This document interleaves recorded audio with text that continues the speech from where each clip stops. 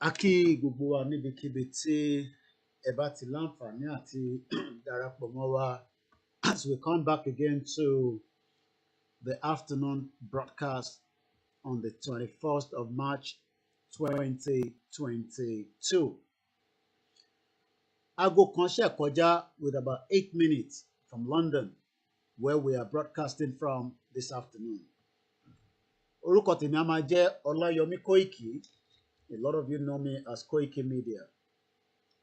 I'm one out of so many of the self-determination media that prefer us to be out of Nigeria with so many reasons. Ó ní ìdí tó pọ̀ tí a ṣe ń sọ fún wa pé we are better off in Nigeria than to be part of Nigeria. Àwọn ìdí yẹn tí mo ṣe ní we are better off.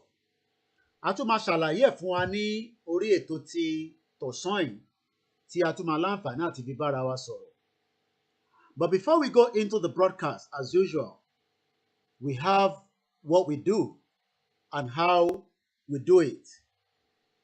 This is a broadcast that enlightens and educates millions of Nigerians so that you can have the option on the table to decide whether you, as a Nigerian, created by the British government on your behalf, is a country tí ẹ fẹ́ máa tẹ̀lé àbí tí a ti ń ṣe bọ̀ kó tó di pé àwọn British, àwọn colonial master tó fi wá kó wa lẹ́rú back in the days of over 200 years of slavery. A lot of you might want to disagree with us because maybe you might not understand where the Yorubas are coming from. But ìbéèrè tẹ́ máa bira yín ni the first half of the Northerners by the British government in 1959. So there's nothing that you might be thinking that a PVC will make your life better by voting for PDP, APC, or the rest of the political party. My job here is to tell you and prove with evidence that by signing a petition, it will start a process, a new process that can give us a nation of our own. It's going to take a lot of conversation for those of you at home. But àwa mọ̀ pé by the time tá a bá sọ̀rọ̀ yẹn ní kéékèèké, tá à ń gé ní kéékèèké, ó máa yé wa, á yé mi náà. But let's play the anthem, and then when we come back, we will discuss everything about the petition bá ti ṣe ń sọ bọ̀ fáǹfààní ẹ̀yin tí ẹ wà nílé àtẹ̀yin tẹ́ wà níta. Yorùbá nation kò ń ṣe political party bíi tí Ọmọyẹlé Sowore ń pè rẹ̀ ní AAC. Yorùbá nation kò kí ń ṣe PDP bíi tí Àtíkù ń pè rẹ̀ ní political party. Yorùbá nation kò kí ń ṣe APC níyì tó ti mọ̀ ẹ̀jẹ̀ gbogbo yín for the last 7 years tó ti wà lórí ìjọba. Yorùbá nation òun yàtọ̀ completely. Yorùbá nation sọ fún wa pé a máa dá dúró gẹ́gẹ́ bí orílẹ̀-èdè. Sórí ọlọ́pàá tí o máa rí lẹ́yìn ìgbà tá a bá dá dúró, ọlọ́pàá tilẹ̀ Yorùbá ni. Lótìtọ́ lódodo ẹ máa béèrè pé àwọn ọlọ́pàá tó wà nínú Nàìjíríà yẹn ibo làwọn máa wà. Orúkọ yẹn lórúkọ máa change completely. Ṣé rí ilẹ̀ wa ó ti ní boundary. Tá a bá lọ láti Ìlọrin, a ti mọ ibi tí ilẹ̀ wa dé. Láti ibi tí ilẹ̀ yẹn náà ti dé, ibẹ̀ náà la máa rí flag wa mọ́ tó máa indicate pé orílẹ̀-èdè Yorùbá la wà. Tó bá fẹ́ wá sí UK, kò sí bó ṣe fẹ́ wọlé, o máa gba border control kọjá. So gbogbo ẹni tó bá fẹ́ wá wọlé lẹ́yìn ìgbà tá a bá ti dá dúró, wọ́n máa láti kọjá border wa. A lè máa béèrè pé kí ló fẹ́ wá ṣe. Mo ò kàn lè pa gìrì nísìnyí gẹ́gẹ́ bí ẹni tó tẹ̀ ní resident nílùú yìí kí wọ́n sọ pé mò ń lọ sí Belgium. Belgium ò ju bí i 5 million lọ, àmọ́ wọ́n ní tó ń pè ní border. Mo ò lè gbéra nísìnyí kí ni mò ń lọ sí Finland. Màá kọ́kọ́ béèrè lọ́wọ́ ara mi pé ǹjẹ́ mo ní ìwé ìrìnsẹ̀? Do I have the right necessary document before I can embark on such a journey? This is part of why we are saying that Yoruba nation is already been existent before Nigeria. So don't get it mixed up. Don't get it mixed up or twisted. It is the British government and the royal family that worked it out for their own economic reason why they are calling us Nigerians and Nigeria. It is not our great-grandfather that did so. But let's play our anthem and then we come back into the conversation. All hail Biafra, all hail the Arewa, because you have to leave Nigeria and have a nation of your own. All hail the Yoruba people and all hail those that want freedom out of that contraction you call Nigeria.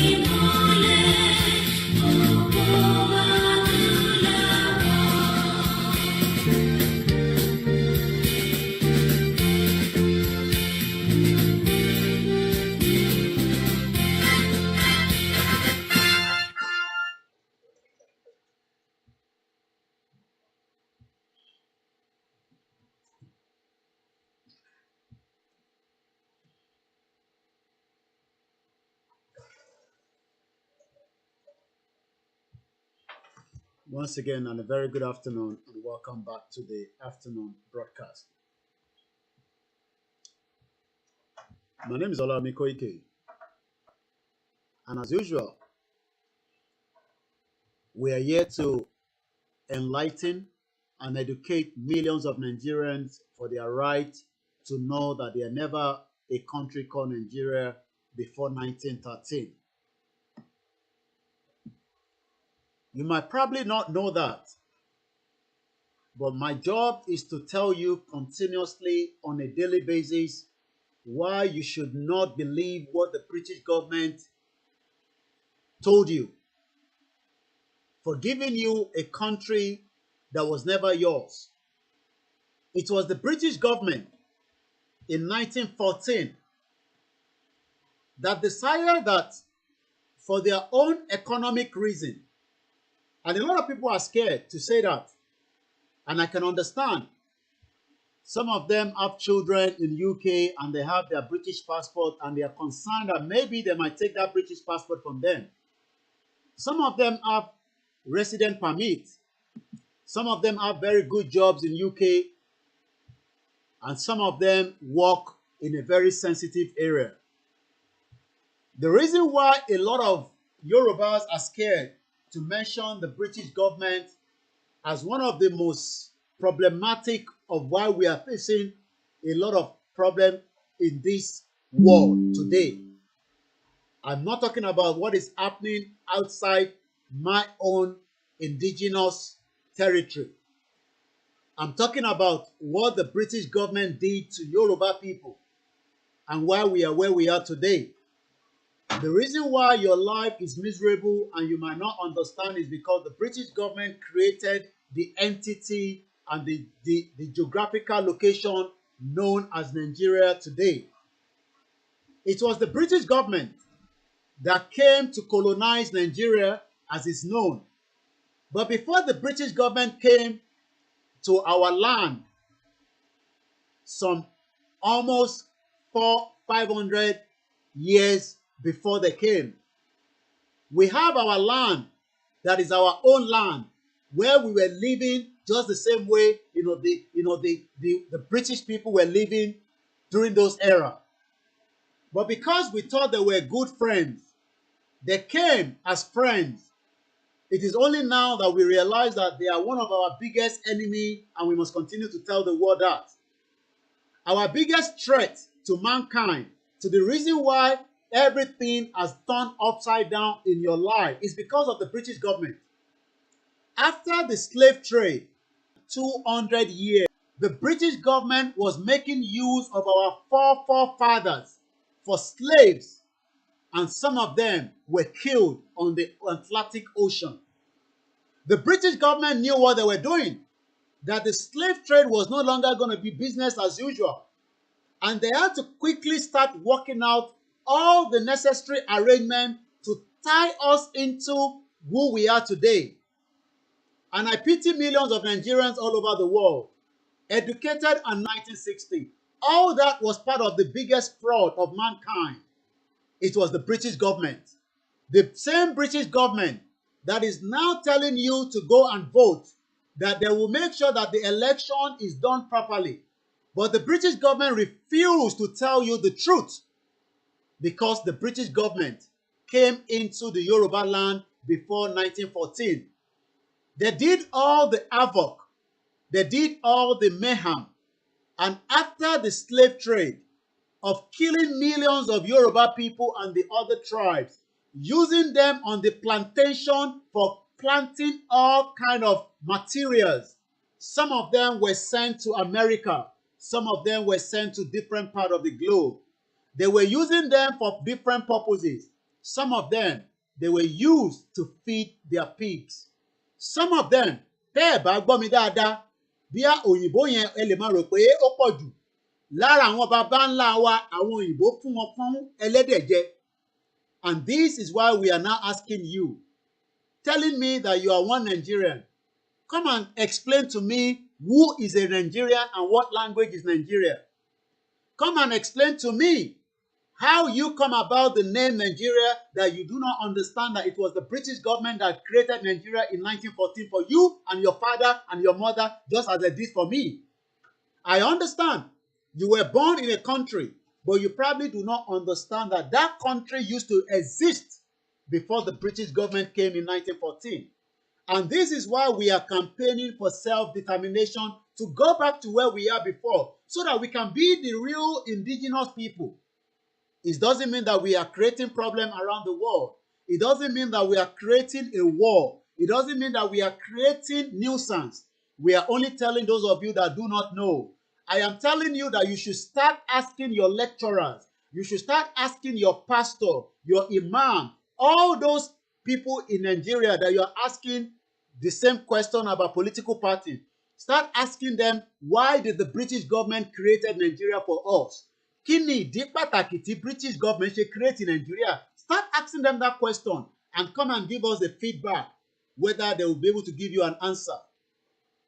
The British government made us who we are today, that we have now become enemy even to the Hausas. We don't have to be enemies to them if we have been left on our own as the Yoruba people. We don't have to be enemies to the Igbo people if we have been left to become our own nation. But rather than leave it the way it is, they made their own cunning ways. They decided that it was not in their favor because the North was not providing money for them. The Southwest was used as a tool for the British government to create a lot of wealth for themselves and their own family. Once again, I am asking those of you that are watching us, do you really understand what is Nigeria? Do you really understand the meaning of Nigeria? Are you sure that the Nigeria that you're talking about is not a country that was created? Hello? Yeah. Má sọ̀rọ̀ lọ, mo ti wà live lórí program. Ó yẹ kó ti mọ̀ ẹ́, ó ti mọ̀ time, kò ń ṣàlejò. Kí ló ṣẹlẹ̀?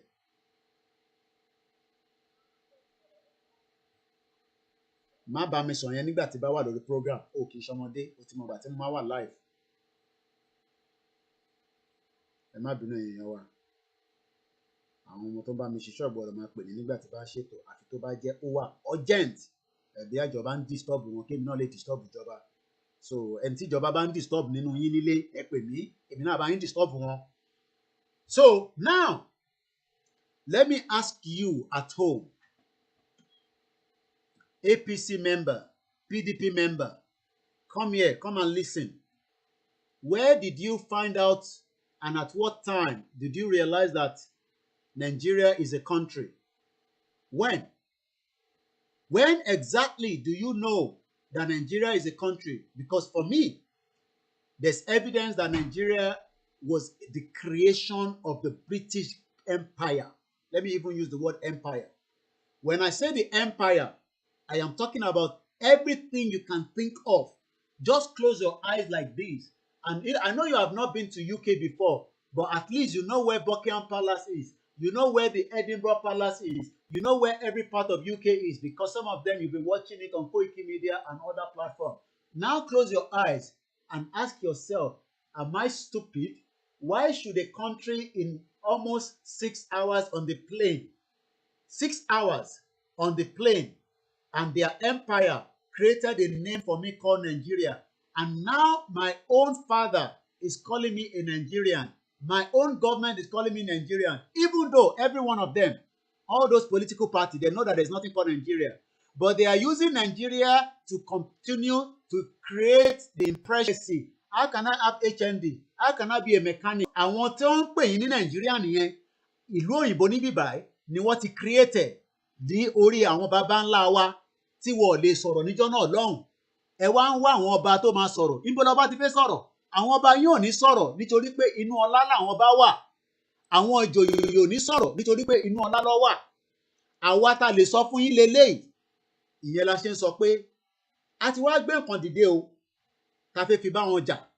Kí la fẹ́ fi bá wọn jà? Òun ni petition tí ẹ̀ ń wò níwájú yìí. Ìdí tí mo ṣe gbé mẹ́sẹ̀gì petition yẹn jáde dáadáa báyìí fún ọ̀pọ̀lọpọ̀ ẹni tó bá náà wọn ò rí excuse ò sí mọ́ nísìn. Kóìkì ti bá yín ṣe, ìkan ló ń scroll nísàlẹ̀, ìkan lẹ rí. Tẹ bá tún wá sọ pé ẹ rí, ẹ bá mi sọ kí n increase the front ẹ̀ dáadáa kẹ́ lè rí. Ṣé gbogbo wa la rí orúkọ petition nìyẹn? Ìbéèrè ni mò ń béèrè o. Ṣé gbogbo wa là ń rí orúkọ tí à ń pè ní petition nìyẹn tó ní ká lọ mú 5 million wá? Ètò yìí ò kì í ṣe eré pa. Ètò tá a fẹ́ fi gbára wa kúrò nínú ìlú tí British government, the British Empire. Ṣé rí Queen tẹ́ ń wò yẹn? Ó mọ̀ pé Nàìjíríà ò kì í ṣe ìlú. Kó tó bí Queen, ẹni Kóìkì ló sọ bẹ́ẹ̀. Kó tó bí Queen Elizabeth nílẹ̀ Yorùbá ti ń bẹ. Kó tó sọ pé wọ́n máa lóyún ẹ̀, wọ́n máa sanrun Queen nílẹ̀ Yorùbá ti ń bẹ. She is probably 90 years old or somewhere around there. You can correct me if I'm not right. Mo lè check it. But if you know the right age of Queen Elizabeth, you can help me. Yorubaland has been in existence before Queen. So are you now telling me that mọ̀ntẹ́ ń ṣe ni èyí tẹ̀ ń pera yín ní wọ́n Nàìjíríà? Ṣé mọ̀ntẹ́ ń ṣe ni? Because we were told lies that Mungo Park founded River Niger. River Niger has been in existence before Mungo Park father was born. Ǹjẹ́ tẹ́ understand that our territory tí Elédùmarè dá fáwa náà ó ti wà in existence? And that is why we are saying that we are not fighting anybody. We are just trying to protect and get what belongs to us. Nothing more than that. Tó bá dẹ̀ máa dìjà kó dìjà. Ọ̀nà méjì ni. If we cannot go peacefully, we fight it and we defend our land and we get it back. Ẹni máa kú ló máa kú, ẹni ló máa yè ló máa yè. Ẹ má máa bẹ̀rù yẹn. Pé yàn kan máa kú yàn kan ní kú yẹn. Every day people are dying for the negligence of myself and you not doing the needful. Ẹ lọ sọ fún àwọn politicians pé we are still telling them that they should come back home. Ṣé ní gbogbo election tó ń sọ yẹn? Election is not going to happen because we are going to prove it to people before 2023. Ẹ lọ kọ sílẹ̀, ẹni Kóìkì sọ bẹ́ẹ̀. Ó máa dìjà gbẹ̀yìn ni, bọ́kó tó dìjà yẹn, a máa kọ́kọ́ ṣe gbogbo ohun tí wọ́n ní ká ṣe pátápátá. Behind and allow ẹ̀mọ́ kúkú dárúkọ, bọ̀bọ̀ ọ̀bí ọba náà dá ni mo sọ sẹ́ẹ̀. Wọ́n ọ̀bí ọba náà dá, ẹni Kóìkì sọ bẹ́ẹ̀, mo kúkú dárúkọ kọ́kọ́ nú wọn. Bọ̀wọ́ ọ̀bí ọba náà dá kó sọ pé Yorùbá land ò ní dúró. Ẹni Kóìkì sọ bẹ́ẹ̀. ọba kankan wọ̀ bí dá kó sọ bẹ́ẹ̀ because ọba tí ó wà lórí ilẹ̀ pé Nàìjíríà ló ń fẹ́ kú sí inú Nàìjíríà náà ló máa padà kú sí gbẹ̀yìn àwọn ò ní wà nínú Nàìjíríà ẹni Kóìkì sọ bẹ́ẹ̀ wọ́n bí bàbá ńlá ọba náà dá bó bá wù yín kẹ́ gbé fákalẹ̀ ní tí fá máa sọ fún yín náà nìyẹn pé tí Kóìkì sọ yẹn tòótọ́ ni bó bá wù yín kẹ́ rányàn lọ sí Mẹ́kà kọ́ lọ jókòó lé lórí awọ wọ́n á sọ fún yín pé tí Kóìkì sọ yẹn tòótọ́ ni bó bá wù yín kẹ́ rányàn lọ sí Jerusalem wọ́n á ní tí Kóìkì sọ ni tòótọ́ nítorí pé èèyàn ọba tẹ wà lórí ìkàlẹ̀ nísìnyí tí ẹ̀ ń ṣe ẹ̀yin ló yẹ kẹ́ máa direct wa kò tẹ̀ jẹ́ káwa máa ṣe wàhálà tó tó yìí ẹ̀yin gangan lẹ wá fì sẹ́yìn bọ́ ẹ ti gbàgbé pé àwọn bàbá ńlá yín tó tó di pé ẹ̀yin náà débẹ̀ a ò ní gbogbo ẹ̀yin ọba yìí nísìn a ò ní gbogbo yín èyí tó dàgbà jù probably maybe 90 something but àwọn bàbá ńlá yín ti ń jọba rí tí wọ́n pè wọ́n ní Nàìjíríà ẹ̀yin ṣe fẹ́ wá mú Nàìjíríà gẹ́gẹ́ bí ìlú yín ṣé ìlú ní Nàìjíríà ni ẹ̀yin ọba aládé ni mò ń bá sọ̀rọ̀ ẹ máa mú ìtó bá jẹ́ tiyín bẹ́ẹ̀ ẹ̀yin ọba aládé ni mò ń bá sọ̀rọ̀ nítorí pé tó bá jẹ́ pé ẹ̀yin nífẹ̀ẹ́ ọmọ Yorùbá ni ẹ̀yin gan ló yẹ kẹ́ gbégbá ìgbò yìí pé ilẹ̀ Yorùbá máa dúró àmọ́ ẹ̀yin wá ń ṣe mùkùmù ẹ̀ ń ṣe mẹ̀kẹ̀mẹ̀ ẹ̀ ń ṣe mùkùmù ẹ̀ ń fi Nàìjíríà ẹ̀ fi ń pawó ẹ̀ ń fi Nàìjíríà ẹ̀ fi ń ti ọmọ Yorùbá. ẹ jẹ́ n sọ fún yín lẹ́ẹ̀kan sí ojoojúmọ́ ni mò ń sọ àníkẹ́ lọ Yorùbá láti dúró àbí rọ́ ni tí Fá bá sọ ẹ ṣe fídíò ẹ̀ kẹgbẹ́ jáde tí Fá bá sọ pé irọ́ ni gbogbo náà ṣe olùkà máa kọ́ lọ kódà iṣẹ́ cleaning ni máa lọ wá kitchen porter torí ìyẹn ló easy fún mi láti tètè ṣe máa kọ́ close down gbogbo ọ̀rọ̀ Yorùbá nation yìí but tẹ́ ẹ̀ bá ti ṣe yẹn that means pé àwọn onílẹ̀ àwọn lá máa bá wa deal pẹ̀lẹ́yìn àwa máa deal pẹ̀lú àwọn tó kù but àwa ò ní deal pẹ̀lú yín nítorí pé a ní agbára láti deal pẹ̀lẹ́yìn ọba but a máa pe àkíyèsí yín lẹ́yọ kọ̀ọ̀kan a ní láti dárúkọ kankan mo ní láti dárúkọ yín gbogbo ọba ilẹ̀ Yorùbá pátá ni mò ń bá wí ẹ lọ́ọ́ máa béèrè pé ṣé àwọn bàbá ńlá yín nígbà tó wà lórí ìtẹ́ ṣé Nàìjíríà ni wọ́n ń ṣe ni àbí Yorùbá ló ń ṣe ó ṣàníbẹ̀ ṣe ń ṣe ìjọba bí wàhálà bá wà ládùúgbò èyí tí baálé ọba lè sort out wàá gbé lọ bá àwọn ọba lókè so ẹ máa jẹ́ kí yẹn kó máa rókì nínú ọkàn yín ẹ wá padà wá ẹ̀yin òmùgọ̀ tẹ́ ẹ̀ ń pera yín ní one Nigeria you are one Nigeria because of all these fake illusion they're creating you know that word Nigeria NIGERIA it was created by one man oh my God bí ẹbí tó ti ń ṣe kíbọ̀ rọ́ọ̀kì wọ́n tẹ̀ ní kí yé máa lọ ọ̀rọ̀ yẹn mọ́ bí ẹbí tó ti ń ṣe kípọ̀ imagine Lugard maybe while himself and his wife were sleeping together they just wake up and say in their bed let's call this nigger area Nigeria let's join the Yoruba people we know they are intelligent but they are mugumu they are not going to fight it let's give them let's bring the Igbo people we know the Igbo people they are talented the Hausa people they are okay as well let's match every one of them together ó kàn gbé telegram ó bá kọ lẹ́tà sí palace this is Governor Administrator Lugard my wife and myself we just woke up from the bed and we have now decided to name this country that we have been managing on your behalf as the Governor Administrator ó ti káàkiri o Lugard to that geographical location we're gonna call it Yoruba Nigeria and that's why you are Nigeria today. Some people think because of your passport that makes you an entity country. I just laugh. I feel because you have a Nigerian passport that automatically means that you are a real person in that passport.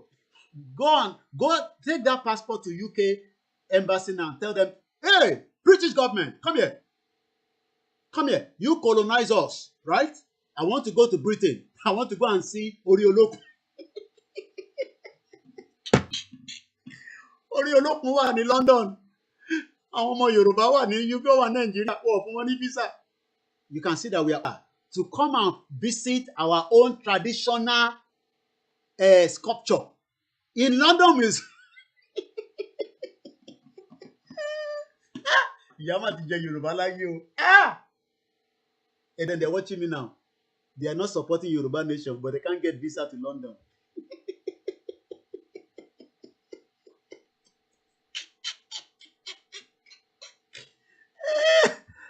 Ah, they do tour. They no fit get tour, get visa, come London, come watch Ori Oloku.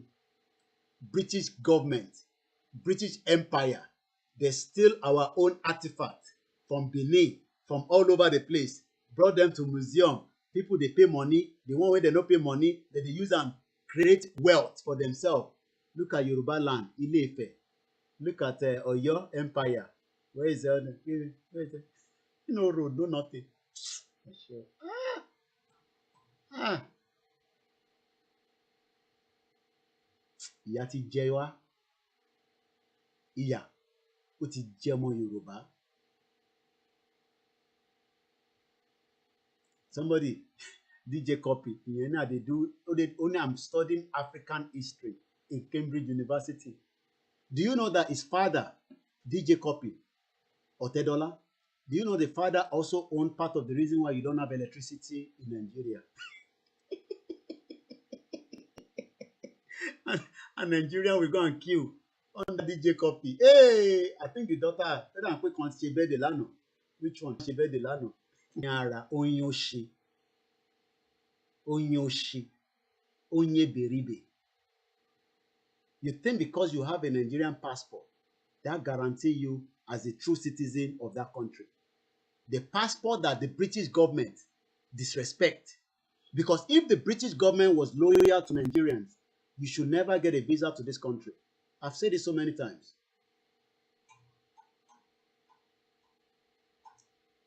If British government was very genuine to Nigerians, we should be #1 country in the world that will never need a visa to arrive in UK.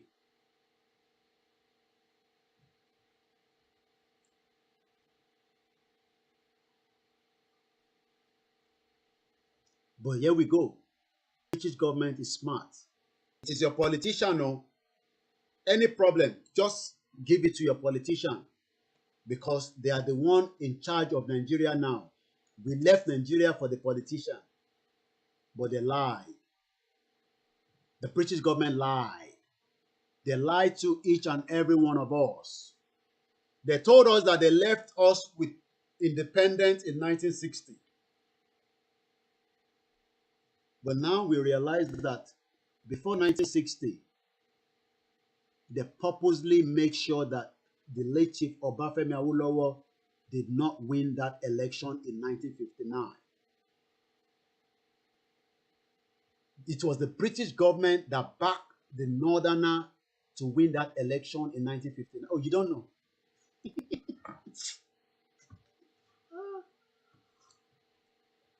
You think your Nigerian media would explain all this analysis where they do every day? I'm a true Nigerian. There might be known there's a call coming through. Not sure who the person is. Hello? More along program. All right, we are later.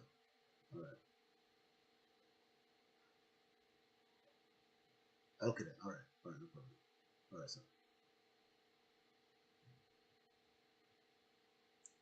Let's leave those wahala alone.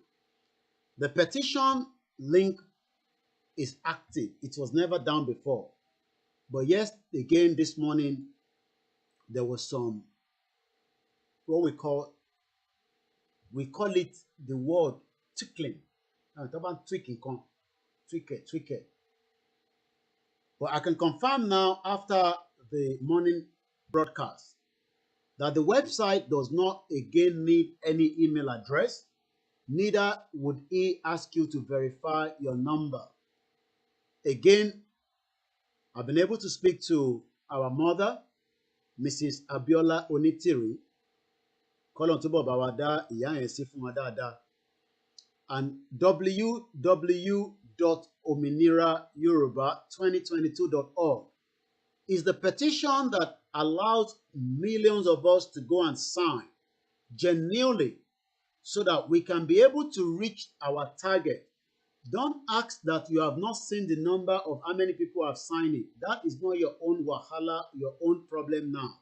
Your problem is to how to get people to that site and they can sign the petition. That's all. Mom number mélòó ló di Koiki. Don't worry about that.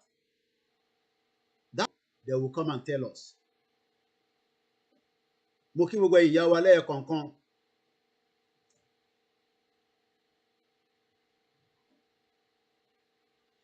The petition, like I said, is fully back. And let me just show that to us on the other scene. My name is Olami Koiki. We are KOIKIMEDIA, the self-determination media. The UK government spent almost £100 million towards campaign to leave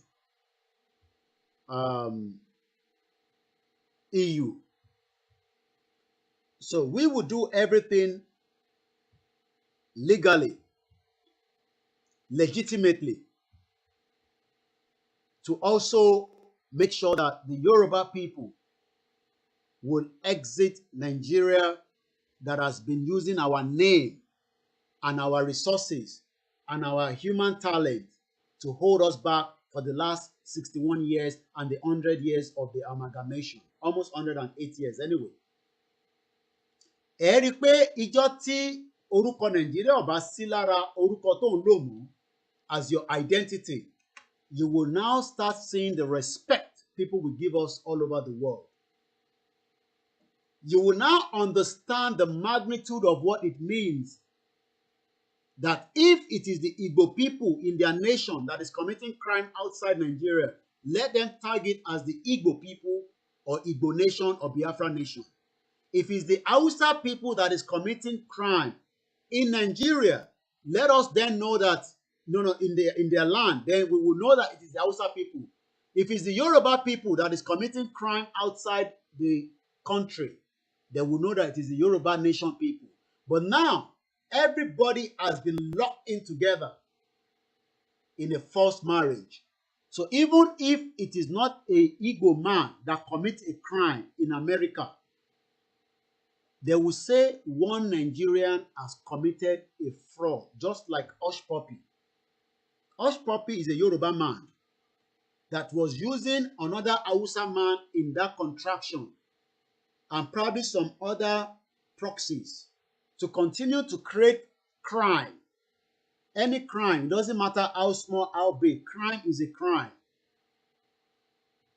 So when we have a Yoruba nation, we will know that Hush Puppy is a Yoruba man from Yoruba land, from Yoruba nation, and they will deal with him based on a Yoruba person, not as Nigerian. When we have a Yoruba nation, we will have each of our own embassy where we don't need to employ Hausa man or Fulani man to sit inside the immigration center of each of our embassy around the world. Oh, you don't know that? Oh, you don't know? Hey, buddy. Let's forget the one in Nigeria, because every parastatal in Nigeria is already been hijacked by the Fulani man that is making the Yoruba man to know that we love to be seen. So the one representing us in UK, the Yoruba man, is sit down there. He doesn't know anything that is happening inside the immigration sector because he's not in charge. It is the Hausa man that has been there. Only God knows how long that one has been there. Maybe 10 years, maybe 5 years, maybe 15 years. They will never change them. The man is coming home. They make that determination on behalf of you. When we have a nation of our own, it will be I would rather want a Yoruba man to prove to me why I should not be given a visa or I should not be attended to properly. Representing the Yoruba people, not representing Nigerians. Because there's nothing called Nigerians, it's all mirage. Continue to listen to all these your celebrity that are telling you there's a country called Nigeria. And when you come cruise me, I don't know where it's going to drive it to anyway. You probably drive it around his island, Banana Island. Davido will not drive that Ferrari from Lagos to any northern country or from Lagos even to Akoko in Ondo State. You know why? Because by the time Davido get to some areas with that man, because I can assure you that that Ferrari will probably have a lot of problem before Davido will arrive in Akoko in Ondo State. But it's good that it can have such a collection. And you, Mugumu, thinking that it's because Davido is calling himself a Nigerian, but Davido doesn't travel with a Nigerian passport. I'm sure Davido travels with an American passport. So officially, Davido is just making cruise on behalf of the name Nigeria. But when Davido travels with his pride, he can prove it to me and show me evidence. But those of you that does not represent Nigeria, Davido is only using the numbers of Nigerians and the international community that love his music. And that is why he can easily fill up the O2 Arena with 20,000 gullible diaspora Nigerians that will never come home because there is no home for them. Even their parents cannot go home. All this mirage that is being played out to your face, giving you the impression, and I know that Al Jazeera have also started a program they do every Sunday. They call it My Nigeria. Can Al Jazeera tell us where Nigeria erupted from? Can Al Jazeera go back to the history and tell me, a Yoruba man, how that Yoruba-ness was taken away from me by the British government in 1914? Because if the British government never took away the Yoruba nation from us in 1914, today I will not be sitting with you telling you to go and sign the petition.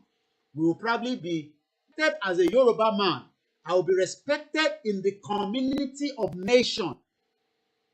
But if you are looking at which one again? The one that smoked weed as if he wants to die. The one that put his trouser at his bottom. Kílẹ̀ ń porúkọ yẹn, Naira Marley. Young Yoruba man, but using the name Nigeria that was given to them as well. And they are enjoying it as much as possible. Name every one of them. Two-Face Baba, even the children of Fela Aníkúlápó Kútì. Every single one of them has privilege because something has occurred in the history lineage of them. Look at the actor and the actresses. They will not use the word Yoruba because as far as they're concerned, why should they be talking about Yoruba nation when they are already cruising in money using the name Nigeria? Look at your bankers. Why do you think they'll be interested to talk about Yoruba nation when they are already stealing your money? All your money coming through your account. Each of the bankers know where the money comes from and where the money is going. You as a Yoruba man, all you wanted to do was to come to UK. You have been given a visa. I give thanks to you. Now, where do you buy your dollar? Yoruba man. You that have been given a visa to go to America or Canada, where do you purchase your dollar? You then have to look for the local Hausa man. Why must the Hausa man be given the control of dollar? Do you know that shenanigans has been going on for decades? So rather than the money that should go through the banking system, it end up in what they call the black market. And the question again is, where are all the lecturers? Come and defend Nigeria. Send me an email, info@koikimedia.com. Let me bring you on a live transmission. I will give you all the time necessary. Don't come and tell me about leadership, please. I'm not interested in leadership. I'm talking about a country that was created. Come and defend it why we should continue with that country. Oh, because we have unity, or because we have progress, or because we love each other. That's why we must continue with Nigeria. Abibeko, come and defend it. Call my number now and defend it. I'm not talking about those of you that already know about Yoruba nation. I'm talking about those of you that wants to come and engage us and say we should keep Nigeria. Come and prove it to me. And let me tell you that it is the empire, the British Empire. The Queen is not older than Yoruba land. The Queen is probably how old? 90-something years old. The Yoruba land has been in existence before Queen Elizabeth II. Before she was born, ilẹ̀ Yorùbá ó ti wà kó tó bí Queen. So look at you gullible Nigerians trying to save what the British people created. A lot of what belongs to Yoruba people, the Hausa converted it back to what we now call Nigeria today. There's so many evidence. Somebody is just telling me about the Nigerian Stock Exchange used to be the Lagos Stock Exchange. All these things will also be job creation fún ẹ̀yin tí ẹ ṣì wonder pé báwo la ṣe máa ṣe tá a bá gba Yorùbá nation. The first thing that will change is our identity. Ìjọ tí declaration bá ti wá, ìjọ tí wọ́n bá ti declare pé Yorùbá nation ti wáyé, that day we are not using that word Nigeria anymore. We have become a new person under a new identity. The identity that you are all using today was created not by the Fulani. The Fulani are just using, what the British is giving them to lampard every one of us. So the Fulani Northerners, I saw Dele Momodu say he went and visited the Emir of KANU. And the question I'm asking is, does the Emir of KANU ask power more than our own traditional kings? No. But what the English people have done, they've given the power to the north. Àwa wa lọ ń bow fún bí àṣà Dr. Okebiorun kò sí. Do you know that we are all bowing our head fún èrè tí British government gbé sí Nigeria, which is the Hausa Fulani? Not even the Hausa, because Hausa náà bow fún Fulani. So Fulani is the sculpture. Do you know what I mean by sculpture? Ẹ ṣáà mọ ère. Òun ṣe àmọ̀ pé èrè tó gbé sí ère mẹ́ta nǹkan ni mò ń sọ o. I'm talking about the Fulani are the ère. Àwa Igbo, Yoruba àti Hausa, àwa ló ń bow fún Fulani. And look at them, lecturers. Ẹlòmíì kan thesis ẹ̀ nísìn. Á dẹ̀ sọ pé I'm a true Nigerian, but I love Nigeria because I'm outside. I'm doing very well. Hey, Nigeria do very well when they go outside. No. It's the Yoruba people that do very well. It's the Igbo people that do very well. There's nothing called Nigeria. Everybody knows that. Nigeria is the British creation. I will continue to say that, and the British government cannot deny that. Once again, a very good afternoon, and welcome to the afternoon section of this broadcast again. For whatever reason, I'm having I don't know what's wrong with my streaming again. We sorted it out with my friend the other day, but it seems it's come back again. But we'll try and resolve it anyway. Let me come to, no, it's not what I want.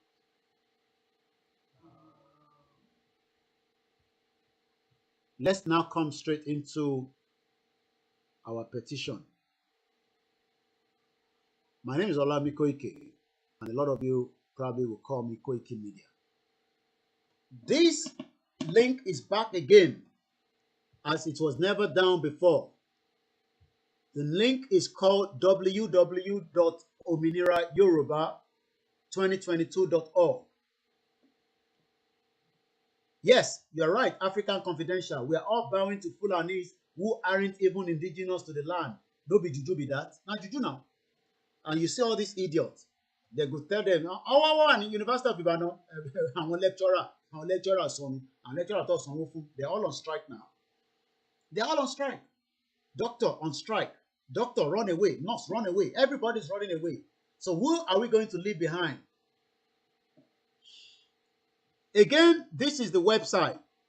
For those of you that probably seen the website for the first time, it is very easy. All you need to do is just type in on Google search engine, ominirayoruba2022.org, and it will pop up, and then you can start going into the details. We appreciate each and every one of you. Who created Nigeria and why was it created? Thank you very much. On Instagram, Michael Ekaros. Sorry if I didn't pronounce your name. Yes, a very beautiful question there. Who created Nigeria and why was it created? I can answer it. Don't worry yourself, my brother. No worry yourself. Make I help you answer them. Now, British government. Make us show our people a little bit. It's called the 1914 fraudulent amalgamation. And I don't understand why everybody is trying to pretend as if this thing never happened. Are we all stupid people?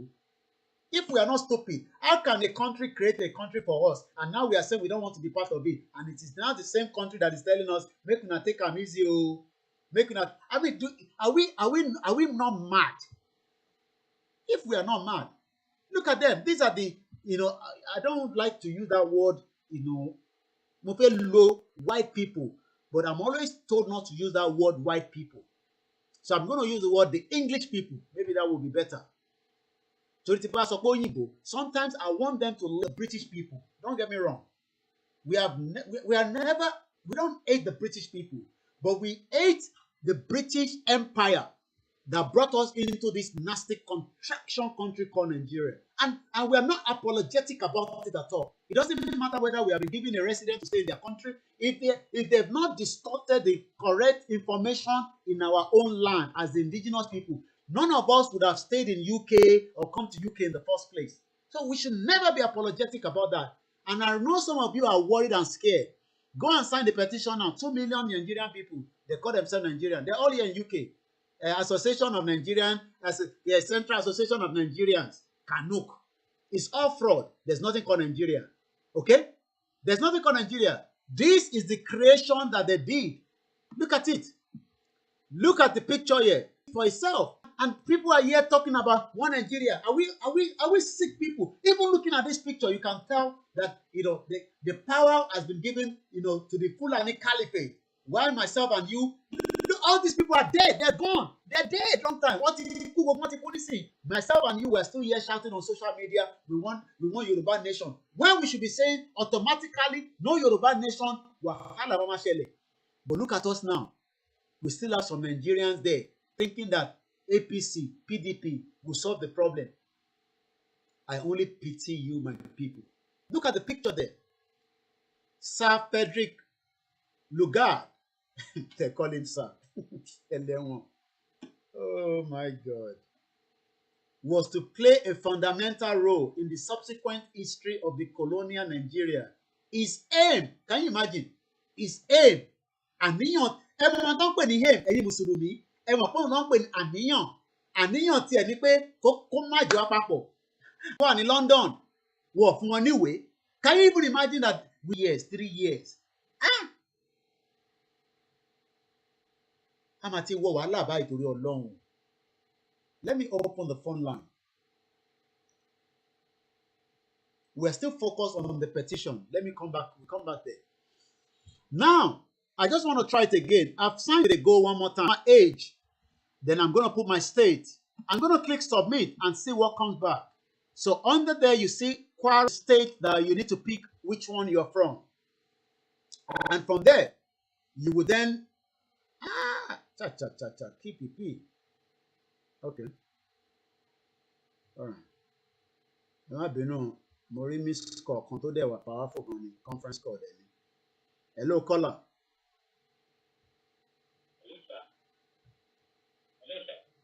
Ẹ̀gbọ́n sókè à ń gbọ́ yín o.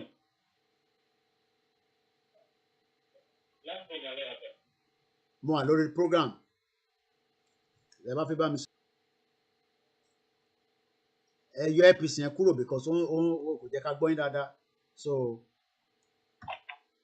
Hello. Ó bẹ́tà nísìn. APC yẹn àgbọ̀n kankan rárá. On struggle. Ó yá ẹ̀gbọ́n sókè.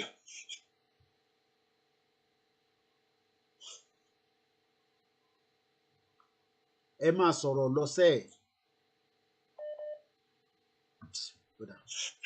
Arákùnrin àti tí ready. Now ẹ jẹ́ ká parí eléyìí náà. Ṣẹ̀rí pọ́kọ́ ó padà wá ó sọ pé Òmìnira Yorùbá 2022.org says oops, invalid email. All you need to do is nothing more than okay. Ṣẹ̀rí pé ó dẹ̀ sọ lẹ́sẹ̀kẹsẹ̀ pé oops, phone number already existed. Ṣé ẹmọ̀ pálàyé yìí la ṣe títí ní last week? Ṣé àlàyé yìí ṣé ó yé wa dáadáa ṣá? Àbí kí n tún ṣe lẹ́ẹ̀kan sí? Because if we cannot get people to get to the website and sign the petition and they can understand this area, gray area, kò need email mọ́, kò dẹ̀ need the number verification. But ẹni tó bá ti lo number tẹ́lẹ̀ ẹ̀ lè lò lẹ́lẹ́kejì. We need genuine people on this information tá à ń gbà yìí. Ẹ má fi fake number sí. Mo kàn create number kan ó wù mí lọ́kàn. Má jẹ́ kó wù ẹ́ lọ́kàn. Àbọ̀rọ̀ mi ò yé yín nísìn. Má jẹ́ kí number kankan wù ẹ́ lọ́kàn. All you need to do is give us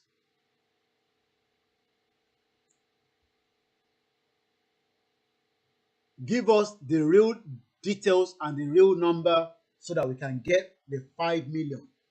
The 5 million is possible, but because we have people that still think that Nigeria is a country, and that is why it's moving a little bit slow in the nation around the world. Hello? Hello, sir. Sọ̀rọ̀ sókè now. Sorry, bíi ti. Hello, sir. Sir. À ń gbọ́ yín, ẹ máa sọ̀rọ̀ lọ, sir. Yeah. Oh, so Mr. Akinyemi ló ń sọ̀rọ̀. So mo ń watch fídíò program kan tẹ́ ṣe, ètò ẹ̀ṣẹ̀ last. Okay. So ẹ̀ ń sọ̀rọ̀ nípa petition yẹn. So ẹ̀dẹ̀ ń béèrè pé bóyá wọ́n sọ pé Mrs. Abiola wọ́n sọ̀rọ̀ kan nípa ẹ̀ lánàá. Ẹ má tún mẹ́nu mọ́ if there's Sunday ẹ ní sùúrù ẹ má tún mẹ́nu mọ́ bẹ́ẹ̀ mọ́ àti sọ yẹn mọ́ nǹkan mi ẹ má distort information again àti mẹ́nu kúrò nù yẹn eléyìí tá à ń ṣe nísìnyí our life by ẹ má tún mẹ́nu lọ síbẹ̀ yẹn. Okay, ẹ jẹ́ kí n lọ sí yẹn mi ò tí. ẹ lọ wò yẹn ẹ má distort information mi because tí Koiki bá ti jókòó síbí ntì bá sọ láàárọ̀ ó lè tún lọ ra rẹ̀ yàtọ̀ lọ́sàn-án but mo fẹ́ kí n ta sọ láàárọ̀ yẹn ó tó kó má tó wá distort n ta gbé dání nísìn. So the petition is working, there is no problem, that's all I need to know. So kí ọkàn má tó wá distort information. So ẹ ṣé gan ni we have a new caller coming through. Ẹ tó bá fẹ́ pè ẹ mọ orú béèrè tẹ́ fẹ́ béèrè ẹ dẹ̀ mọ orú ọ̀rọ̀ tẹ́ fẹ́ sọ because a ti wà lójú agbá mi mo sọ fún yín pé year yìí is a very delicate year. Ẹ ká sọ. Mo ń gbọ́ yín. Kiri tó lọ fún ọ̀tá yẹn kiri yẹn lọ tó signature yẹn lọ Okay. Olè méjì sẹ́yìn níbi tó lọ. Ẹ ṣé gan ni. Ṣé ló mi yé yín? Ọdẹ mi. Ó ń lo wájú ọlọ́ọ̀bá pàtì náà táà tó jẹ́rìí lọ o. Ọ̀dà. Àwọn tó lọ pé kò lọ kọ́ wo ibi tó ti ṣe o wájú ọlọ́ọ̀bá pàtì ni. Ó tẹ̀ ní problem láàárọ̀ ó ní problem láàárọ̀ but wọ́n ti rectify ẹ̀ ó ní problem láàárọ̀ but wọ́n ti rectify ẹ̀ so yàn ṣe problem nísìnyí. Alright. Sọ̀rọ̀ lẹ́yìn ni because wọ́n wà lórí live program àbòfin dá sórí ètò ni. Mo fẹ́ sọ́dá sí ètò ni. Ẹ káàbọ̀ sà. Ẹ káàsán. Ẹ káàsán sà. Ẹ káàsán gbogbo ọmọ Yorùbá. Wọ́n ń gbọ́ yín. Adẹ̀kú ìgbìyànjú Olódùmarè máa fún wa ní ìṣẹ́gun. Àmín. Ṣé petition tí à ń dọ̀wọ̀ ká sáyẹn yìí? Tá a bá sáyẹn ọjọ́ ọ̀la wa ó ti dàrú nìyẹn o. Tá a bá sáyẹn petition yìí ká bọ́ nínú ìdè òyìnbó tó máa pè ní Nàìjíríà irú òyìnbó lórúkọ ẹ o. If they call you Nigeria, if you answer Nigeria, you are slave to white man. Nigeria means a slave. And for you to know, what's the official language of Nigeria? English. Ìgbó wọlé wa ó dọ̀rọ̀ ayé wa rú wa lọ́wọ́. Ó gbèdè wa lọ́wọ́ wa. Kábíyèsí ẹ̀. Ó gbàṣà wa lọ́wọ́ wa. Kábíyèsí Ọlọ́run. Ó gbàṣe sí wa lọ́wọ́ wa. Kábíyèsí Elédùmarè. Tá bá máa ronú ìyá òyìnbó ni we think in English way. Tá bá máa sọ̀rọ̀ á sọ̀rọ̀ bí òyìnbó. Tá bá máa wọṣọ á wọ aṣọ bí òyìnbó. Now, nítorí jẹ́ Yorùbá gangan original ọmọ Yorùbá là ń pè ní ọmọlúwàbí. Ìyẹn ti sọnù. Àárín yẹn mọ́ báyìí. Wọ́n wá gba ọmọlúwàbí lọ́wọ́ wa, wọ́n á ń gbé born again lé wa lọ́wọ́. Ó lágbára. And born again is a subset of ọmọlúwàbí. Ẹ̀dẹ̀ ògbà tá a ti ń ka ètò onítàn, òbí táyé wá dàrú dé. Àárọ̀ àná mo lọ sórí fídì. Àwọn kan wá bá mi láàárọ̀, wọ́n fẹ́ máa wàásù fún mi kí n máa bọ̀ ní chọ́ọ̀chì. Gbogbo wọn títí gbogbo tẹ̀yìn ṣe àwa ti ṣe 30-40 years ago. Mo bèrè lọ́wọ́ wọn kí lórúkọ bàbá yín, wọ́n dá mi lóhùn. Kí lórúkọ bàbá yín, wọ́n ká lòlò. Mo bèrè bàbá wọn kẹta kẹrin lọ́wọ́ wọn. Wọ́n sọnù. Kẹ́ ẹ mọ̀ bí wọ́n ti báyé wa jẹ́ dé nìyẹn o. Ṣùgbọ́n wọ́n lè rántí Abraham, Isaac, Jacob. Wọ́n lè rántí Muhammadu àti Babalá ẹ̀. Meanwhile, this is how they make somebody to be a slave.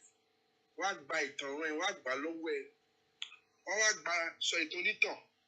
Wọ́n á sọ ìdílédè, wọ́n á sọ àṣàláṣà, wọ́n á sọ di ẹ̀sìn ilé ẹ lórí. Nígbà à ń ṣe lọ́jọ́ òní. Kò sí ọmọ Yorùbá tó máa mọ bí ilẹ̀ Yorùbá ṣe rí ní 1840, ní 1850. Tí ò ní lọ sáì kó ń bọ́ nínú ìdè. Àmọ́ ń kọrin kan tẹ́lẹ̀ wọ́n láyé olúgbọ́ bí kòrò máa lọ òrò ń yọnu ni. Wọ́n máa ń kọrin láyé ọba Abíọ́dún ní 1780.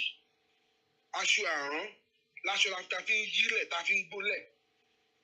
ẹni tó bá lọ́ṣọ àràn lára ń gbà yẹn àkísà ló wọ̀ níbi tára tù wá dé nílẹ̀ Yorùbá ọ̀n títí èyìnbó tó dé padà wá sí àárín wa ní 1854 tó ń wọ Badagry tó ń mú ẹ̀sìn dé láyé wá ti bẹ̀rẹ̀ sí ní dàrú kó tó wá sọ wá di company àmáyéjì tó máa ń pè Nàìjíríà wọ́n dá Nàìjíríà sílẹ̀ ní 1914 nígbà tí wọ́n lose ogun South Africa ní 1899 stroke 1900 wọ́n fi ilẹ̀ Yorùbá àti ilẹ̀ Ìgbò wọ́n fi compensate ara wọn torí losses tí wọ́n yìí kí ọ̀lẹ̀ South Africa ẹ̀yin Yorùbá ẹ lọ sáìn o torí àwọn ọmọ wa ò mọ̀tàn wa mọ́ in the next 10-20 years táwọn tá a jágbá ẹ̀sìn yóò bá ti lọ ọmọ yà àwọn ọmọ tá a fi lẹ́nu ìsìn tẹ́pẹ́ Bíbélì nìkan wọ́n ń kà Kùránì nìkan wọ́n ń kà Fúlàní máa fi wọ́n ṣe tọ́wọ́ bá parun kí ìran wọn bá parẹ́ ẹ lọ sáìn kí ní yìí ká lè bọ́nù di àjàgà Nàìjíríà ọ̀gá Kóríkì Elédùmarè máa ràn yín lọ́wọ́ Ọlọ́run tún máa fún yín ṣe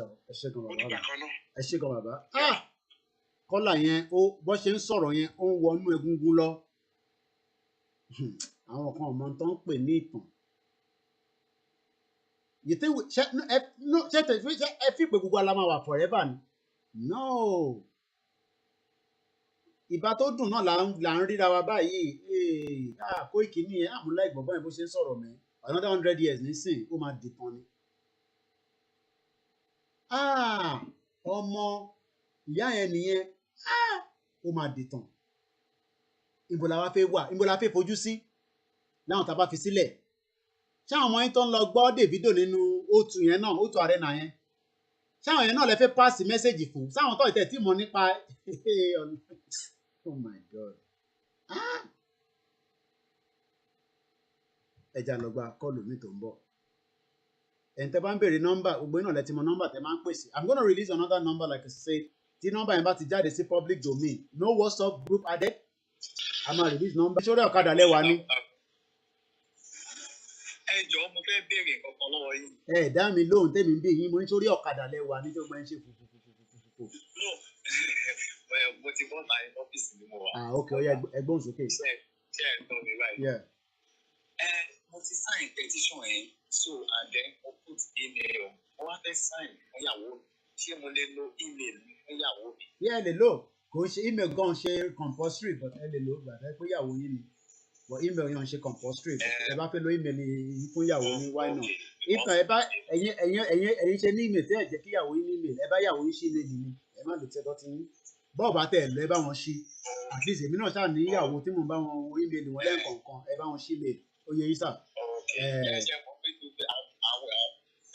ẹ bá wọn ṣe ẹ má lọ excuse kankan ẹ bá ní kọ́ lọ sí ọbẹ̀ ata pín nísìn tí ìyá rẹ̀ bá níwọ̀n sọbẹ̀ ata á níbẹ̀ ṣe fẹ́ ṣe fún wọn nínú ilé ẹ bá wọn ṣí mail ẹ dàbọ̀ ẹ ṣe ẹ lọ bá wọn ṣí mail ẹ̀yin kún wa ẹ̀yin ní mail ìyàwó ní email ìyàwó mi ní email wọn ní email lọ́wọ́ lẹ́ǹkọ̀ọ̀kan a máa ní kí n bá wọn lẹ́yìn tí ẹ bá fẹ́ pè a máa ní nọ́mbà míì nọ́mbà tẹ mọ̀ mí sí yẹn náà ṣì máa wà but nọ́mbà tá máa níyẹn tí bá ti release ẹ má add sínú gúrùpù kankan mo bẹ̀ yín ni tẹ bá fi ń fi sínú ẹ má yọra mi no group no video message is only for calls only tóyìnbó bá sọ pé call only yẹn nìkan náà ni o ẹgbọ́n sókè ìyá wa. Hello, Kóìkì ẹ kú iṣẹ́ takuntakun Olúwatíwádélẹ̀ lérí o. Inú mi dùn gan-an inú mi dùn láti ọdún 16 láti bẹ̀rẹ̀ sí ní sáìnì ó dàbí pé mo ti wọ̀ wípé mo wà nínú ilẹ̀ Odùduwà. Èèyàn mi kan ń bọ̀ lóyìnbó mo ní má ti sọ pé ó ń bọ̀ wá kàwé mo ní má ti sọ pé ó ń bọ̀ wípé ó ń struggle ẹ̀ mo ní má ti ká tó rí September a máa gbalẹ̀ wa ó ní mo bẹ̀rẹ̀ sọ̀rọ̀ bí ẹni mo ní mo ń rí ni mo wà nù ẹ̀ ká tó rí September máa gbalẹ̀ wa mo ṣe ń sọ fún olúwa ẹnìyẹn but mo fẹ́ pe àkéèsí wa sí kinní kan ẹjọ́ bí ìmọ̀ àwọn tó máa ṣe constitution wa tá a bá mọ̀ wọn ẹjọ́ ẹ sọ fún wa ẹ sọ fún wọn fẹ́ private hospital àdẹ̀fẹ́ private school ní ilẹ̀ Yorùbá tá a bá ṣe private school tá a bá jẹ́ kó continue àti private hospital wọ́n á máa jí nǹkan tá a bá kó lọ sí public hospital wa wọ́n máa ti lọ sí ọ̀dọ̀ wọn àfijọ́ tọ́nà bá ó lè wà bẹ́ẹ̀ for some time ká fi lè build our public school and our public hospital bí wọ́n ṣe ń ṣe nílùú yìí please ẹ jẹ́ kí wọ́n ṣe bẹ́ẹ̀ fún wa for sometimes private hospital mélòó la ní nílùú yìí private school mélòó la ní nílùú yìí ká bá ṣe a máa build our public things and people will work because ọmọ tálíkà àtọmọ olówó we will go together. So God bless you. And lórí petition yìí the man tó pè lórí program tó ṣe láàárọ̀ tó ń sọ̀rọ̀ lórí email please if all this thing coming up come tí wọn ò ní ìdẹ́jọ́ púpọ̀ mọ́ lórí àwọn májì àlọ́ yìí let's focus to what you are doing. God bless you. Ẹ ṣé gan ni mo kí gbogbo ẹ̀yin tí ẹ ń bá wa ká lọ mo kẹ́yìn ìyá wa mo kẹ́yìn bàbá wa mo kẹ́yìn olólùfẹ́ wa mo kí gbogbo ọmọ Yorùbá mo kí gbogbo ìjọ kọ̀ọ̀kan bí ṣe máa ń sọ ìjẹ̀sìn kan la gbé dání o bó bá ń wẹ̀ ò bá kódà 80s wà nílùú yìí bó bá wọn bá máa ṣẹ̀sìn tàbádélé Yorùbá problem ti ẹnìyẹn kò ń ṣe problem tiwa but ìjẹ̀sìn kan là ń jà we have a new caller on the line ẹ jẹ́ ká lọ gbọ́ látọ̀dọ̀ wọn ẹ káàbọ̀ sórí ètò. Ẹ káàsán yá wa ẹ ra mọ̀. Ẹ kúṣẹ́ takun ìwà wà pẹ̀lú ẹ jọ̀ọ́ mo fẹ́ àdé ìmọ̀ bí ṣe máa àdé sí orí WhatsApp ọ̀dọ̀ mi ló jẹ́ kí n sọ̀rọ̀ mọ́ pẹ̀lú àwọn tó máa ń gbọ́ ọ̀rọ̀ Yorùbá nation yìí. Olórí kí ni petition ká sign ìgbà tí mo wá ṣe mistake níbi tí wọ́n sọ pé bóyá kí n for origin state or state of Ọ̀yọ́ something like that mo wá fi Yorùbá sí mo send ẹ̀. Ṣó wá lọ. Ẹ mọ̀ tẹ́ máa ṣe mọ́mì mo fẹ́ ṣe kí ẹ kọ fún mi ní first name ẹ má fún mi ní gbogbo ẹ kọ fún mi kí kọ save number yín nísìn kí ló kọ yín. Títílayọ̀. Ok mọ́mì Títílayọ̀ Mrs. Títílayọ̀ ẹni tẹ́ máa ṣe ni pé ẹ lọ fill again tẹ́ bá fill gbogbo data yẹn padà again tó bá jẹ́ pé ó lọ ní the first time ó máa sọ fún yín pé ló wà more important sí wa yẹ nọ́mbà yẹn ni so torí pé nọ́mbà yẹn ti lọ rí ẹ má stress ara yín too much ó ti lọ náà nìyẹn. So tẹ́ bá wá gẹ̀tẹ̀ dáadáa bí alẹ́ yìí ti bá parí program tẹ́ pè mí. mi mọ̀ bó lọ bí ò lọ mo tẹ ní ẹlẹ́mẹ̀ta but the same thing tí mo fi ìwé náà mo fi tẹ̀lé mẹ́ta. tẹ́ bá feel again nísìn tẹ́ bá wá gẹ̀tẹ̀ ẹ bèrè but ẹ kọ́kọ́ try again so ẹ try ṣèbí link yẹn ṣì wà lọ́wọ́ yín mà. màá sẹ́ndẹ̀ sí nísìn tó bá sí lọ́wọ́ yẹn máa rẹ̀ á dọ́dọ̀ yín nísìn mo ti sẹ́ndẹ̀ sí ẹ gbọ́wọ́lé kẹtó just very straightforward no nǹkan kọ́ máa bèrè náà ẹ ní láti wọ́rí nípa email ẹ forúkọ mo ti save orúkọ yín ó ti show ẹ̀ tó máa show lọ́dọ̀ yẹn máa wọ̀rí mo ti save ẹ̀ alright ẹ ṣé gan ni ìyá wa lára àwọn ìyá lálùbáríkà tí wọ́n fẹ́ jẹ́ kí ọjọ́ ọ̀la kó bàjẹ́ torí àwọn ìyá míì wà wọ́n ṣe jẹ́ kí ọjọ́ ọ̀la kó bàjẹ́ ni torí if not ṣó jẹ́ kí a máa sunkún Nàìjíríà ẹkún ilẹ̀ Yorùbá ló yẹ ká máa sun nísìnyí pé ẹ wo bí ilẹ̀ Yorùbá ṣe rí ẹ wo bí ilẹ̀ Yorùbá ṣe dà ẹkún yẹn ló yẹ ká máa sun ẹ wá ń sunkún ẹ fẹ́ gba bọ̀ọ̀lì ẹ fẹ́ gba àkàrà lọ́wọ́ àwọn tí wọ́n kíá ẹ̀bọ̀ àwa ń sọ fún wọn pé ilẹ̀ Yorùbá ó máa dá dúró lágbára Ọlọ́run ó fẹ́ tó yé wọn tó bá yé wọn wọ́n máa padà wá àwọn wọ́n play politics lórí indigenous land ó dà pé wọ́n mọ tán pè ní ilẹ̀ ìlú ìgànsẹ̀ bó bá ra lé gan ọkọ ló nílẹ̀ queen ló nílẹ̀ àbẹ́ ẹ̀mọ́ bẹ́ẹ̀ ẹ lọ bèrè ọgbà tó ra mortgage nílùú òyìnbó tó bá sọ pé àwọn làwọn nílẹ̀ kọ́ wá prove fún mi ẹ já lọ sókè lọ́wọ́n again lára àwọn tó ń pè wá tá àti ìsèvù wọn rí tẹ́lẹ̀ ẹ gbọ́n sókè o. Hello sir Mr. Koiki. Ẹ káàsán sir. Ẹ ra sá o. Àwa nìyẹn. Ẹ kú iṣẹ́ takuntakun Ọlọ́run fún wa ṣe. Pẹ̀lú ògo Ọlọ́run. Àìdíà kan lèmi tó fẹ́ mú wá pé ó lè help wa. Ẹ jẹ́ ká ṣe òkà wò. Nípa ti ọ̀rọ̀ ti petition. Pé mo mọ̀ pé a ní àwọn group kọ̀ọ̀kan ní each state a dẹ̀ ní more than 6 states at least ó kéré ju each state yẹ kó lè deliver over 1 million. Ní pé nígbà tá a ti mọ̀ pé challenge tí àwọn èèyàn wá ní ni pé ọ̀pọ̀lọpọ̀ ẹlòmíì ò ní data ẹlòmíì ò ní fóònù tó lè ṣe kinní yẹn ẹlòmíì ò mọ bó ṣe máa ṣe pé kí a gẹ́ẹ̀tì àwọn group kọ̀ọ̀kan ní each state so that bóyá bí tablet méjì mẹ́ta àbí nǹkan kan ní so that àwọn agbé fáwọn yẹn wọ́n kàn gbé lọ sọ́dọ̀ àwọn yẹn dé yóò ti ní data lórí wọ́n dẹ̀ sọ gbogbo òkè o ṣé nǹkan bàbá yẹn jẹ́ kíṣẹ́ fẹ́ ṣe wọ́n dẹ̀ bá wọn sign everything so kò jẹ́ gẹ́gẹ́ bí àdí àti mo rò pé ó lè help. ta ló máa ra tablet ẹ̀sán yẹn sàn. sá. mo ní ta ló máa ra tablet ẹ dárúkọ tablet mi sí mo ní ta ló máa rà. Yẹn o something that máa create group sẹ́mọ̀ tó bá tábà ti ní group yẹn àmọ́ bá ṣe bá send láti ṣètò yẹn sá. group wo lẹ fẹ́ create group wo lẹ máa create láti fi ṣe yẹn. pé as in pé lára àwọn tó jẹ́ pé ó jẹ́ mo rò pé a ní youth ní each state. àwọn tó máa ṣiṣẹ́ wà but èmi ń béèrè ní sí pé àní àwọn tó fẹ́ ṣiṣẹ́ yẹn wà ìyẹn kọ́ là ń sọ nísìn àwọn tó fẹ́ ṣiṣẹ́ wà but ta ló máa ra laptop àbí ta ló máa ra iPad àbí tablet ẹ̀sán èlé mi ń béèrè nísìn.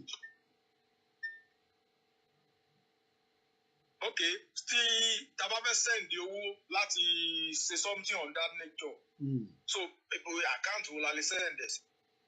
but tó bá jẹ́ pé ṣé èyí nígbà yẹn máa sọ ni pé èmi lè fund ẹyọ kan but ẹ bá ní ẹ fẹ́ send owó nísìn right as an example mo kàn give example nísìn yìí owó tẹ̀yìn fẹ́ send ò lè káàdì yes or no mo mọ ilẹ̀ fẹ́ send mo kàn just àkànfi ṣàpèjúwe ọ̀rọ̀ nísìn tẹ̀yìn bá tá bá sọ pé a fẹ́ ra bóyá tablet lọ́ọ́ máa rà nílé ni o bóyá laptop ni I don't know how much it cost àkànfi ṣàpèjúwe ọ̀rọ̀ iye tẹ̀yìn fẹ́ send nìyẹn ṣé iye tó máa ká iye kan ni àbí ìtaṣẹ tó máa wọ́wọ́ lọ́dọ̀ ẹlòmíì. Sam gbé mi just like bẹ́ẹ̀ náà ṣe sọ ni mi ò mọ iye tó ń tà ní ilé so this is mo tó ń tà so màá lè sọ pé iye báyìí ni màá lè avoid. Okay, but that's why I said it's something that we need to know all those details torí la ṣe pariwo pé tìkọ̀tà bá ti sọ pé ẹ gbé laptop wá ẹ gbé iPad wá ẹ gbé kinní kan wá yes I know we need all these things. There's no doubt about it. In terms of mo understand but only reason tí mo ṣe ń try láti gbé ọ̀rọ̀ yẹn kalẹ̀ bẹ́ẹ̀ nítorí pé maybe because of some of the things that has happened in the past and all that but mo understand point me and I appreciate when people are coming out like this it shows that the people have a good intention that still want to do and we also are also happy to receive it but bí a later tá bá sọ̀rọ̀ lẹ́yìn there's some few things we can discuss further and we can connect you to the right dots from àwọn táwa mọ̀. That's all I can say. We have people that are working tirelessly. Irú bàbá tó ṣe fídíò yẹn nísìn, bàbá tí gbogbo yín rí fídíò yẹn, mo ti bá ẹni tó ṣe fídíò yẹn gangan sọ̀rọ̀. Very active ní state tó ti ń ṣiṣẹ́. Kódà lára àwọn orúkọ tó send sí mi, mo ti send ẹ̀ sí bàbá wa kan tó ń wò mí báyìí nísìn ní Scotland, bàbá wa Stephen Emmanuel. Orúkọ pépà mẹ́ta tó share pẹ̀lú mi. Irú àwọn èèyàn bẹ́ẹ̀ they need help. Bó ṣe wọn náà lọ need tablet. Ìyí táwọn sọ fún àwọn nǹkan ni pé ẹ máa kọ síta. I send a Koiki, and that is something I'm putting out there. Tẹ́ bá send a Koiki, right? And tó bá wá ní ìdìbíà data nǹkan kan, tá bá ní a lè máa fún wọn. But in the process of tẹ́ bá send ẹ̀ wá, ẹ̀yin ò ní láti input ẹ̀ mọ́. Àwọn tó máa input ẹ̀ èmi ní group kan tẹ́ pé ju bí 12 lọ nínú ẹ̀. Inú group yẹn nìkan dẹ̀ ni mo sọ̀rọ̀ sí. Àwọn ló lè bá wa ṣe, gbogbo wọn dẹ̀ ti sọ pé tí bá ti ní kí n máa fi ránṣẹ́ sáwọn. And we have been doing that over the weekend at least. I think we sent about almost 500 names within that group. Almost 500. So when people come in and want to support, we are already happy to take it. But we can also connect you with the right dots that are working at home. Sorry, you sir. Okay. Eba mi tọ́jú ọmọ mi lọ́hùn-ún, àwọn ọmọ Òdùà. So bí a tàbá pè mí lẹ́yìn ètò. Ẹ̀mọ̀ kan tó ṣẹlẹ̀. Yeah. Ṣé tí máa fẹ́ sẹ́ndì ń sìn ṣé Nàìjíríà ni kí n sẹ́ndì sí ni àbíbò ni àbí kò tí ì sí. Ẹ jẹ́ ká sọ̀rọ̀ lẹ́yìn. Tá bá sọ̀rọ̀ lẹ́yìn. At least just for you to know pé at least I'm serious on this thing because. Tẹ́ bá serious ẹ̀ ní sọ̀rọ̀ yẹn. Màá communicate pẹ̀lú yín lẹ́yìn. Okay, no problem. All right. Ẹ pè mí lórí WhatsApp torí tí n bá ti délé ẹni mọ̀ lè gẹ́ẹ̀tì mi lórí internet direct, I mean, lórí phone mi direct. All right, no problem. All right. All right then. Eshegoni. Okay, sir, I take care. Thank you. Eshegoni. And these are the diaspora that are concerned. Bàṣẹ sọ̀rọ̀ nísìnyí mo ṣe send the data tí arákùnrin yẹn send sí mi láti state wọn.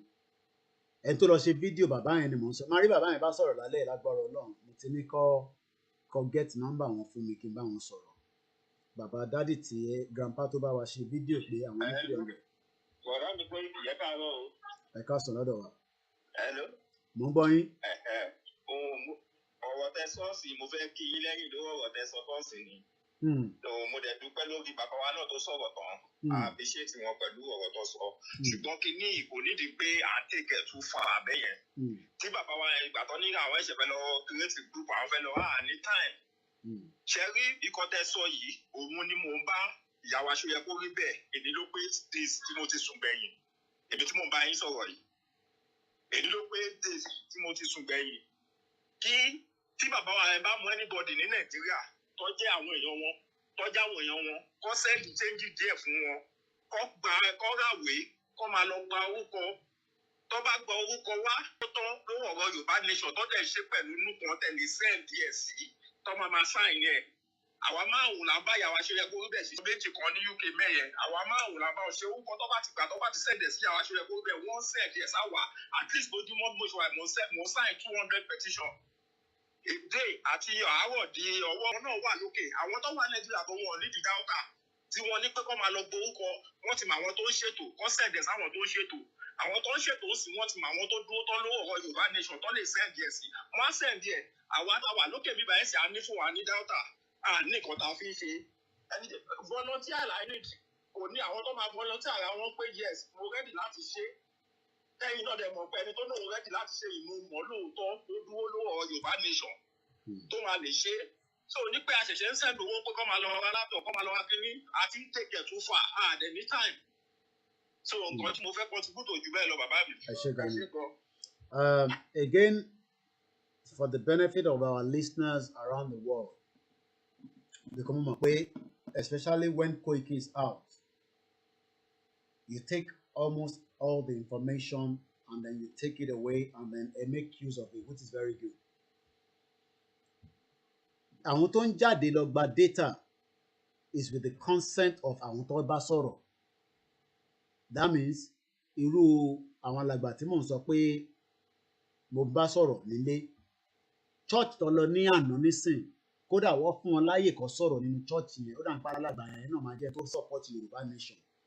It's a white garment church. Adúpẹ́ lọ́wọ́ wọn. I'm not told to mention their name. I believe I've seen that video in another platform, but it is of me kí n dárúkọ church yẹn. But it's a white àti pen dání àwọn wọ́n ti impute ẹ mọ̀ pé mi ò ní definitely mi ò ní time láti máa ṣe impute because of the nature of what we do. But I have strong team around me that have said tàbá ti ń gbà ká máa fi ránṣẹ́ sí wọn. And I think over the weekend I sent about 500 genuine people. I need láti fún ẹni gbogbo state yẹn. So if anybody has a concern about this petition, let's hear from you.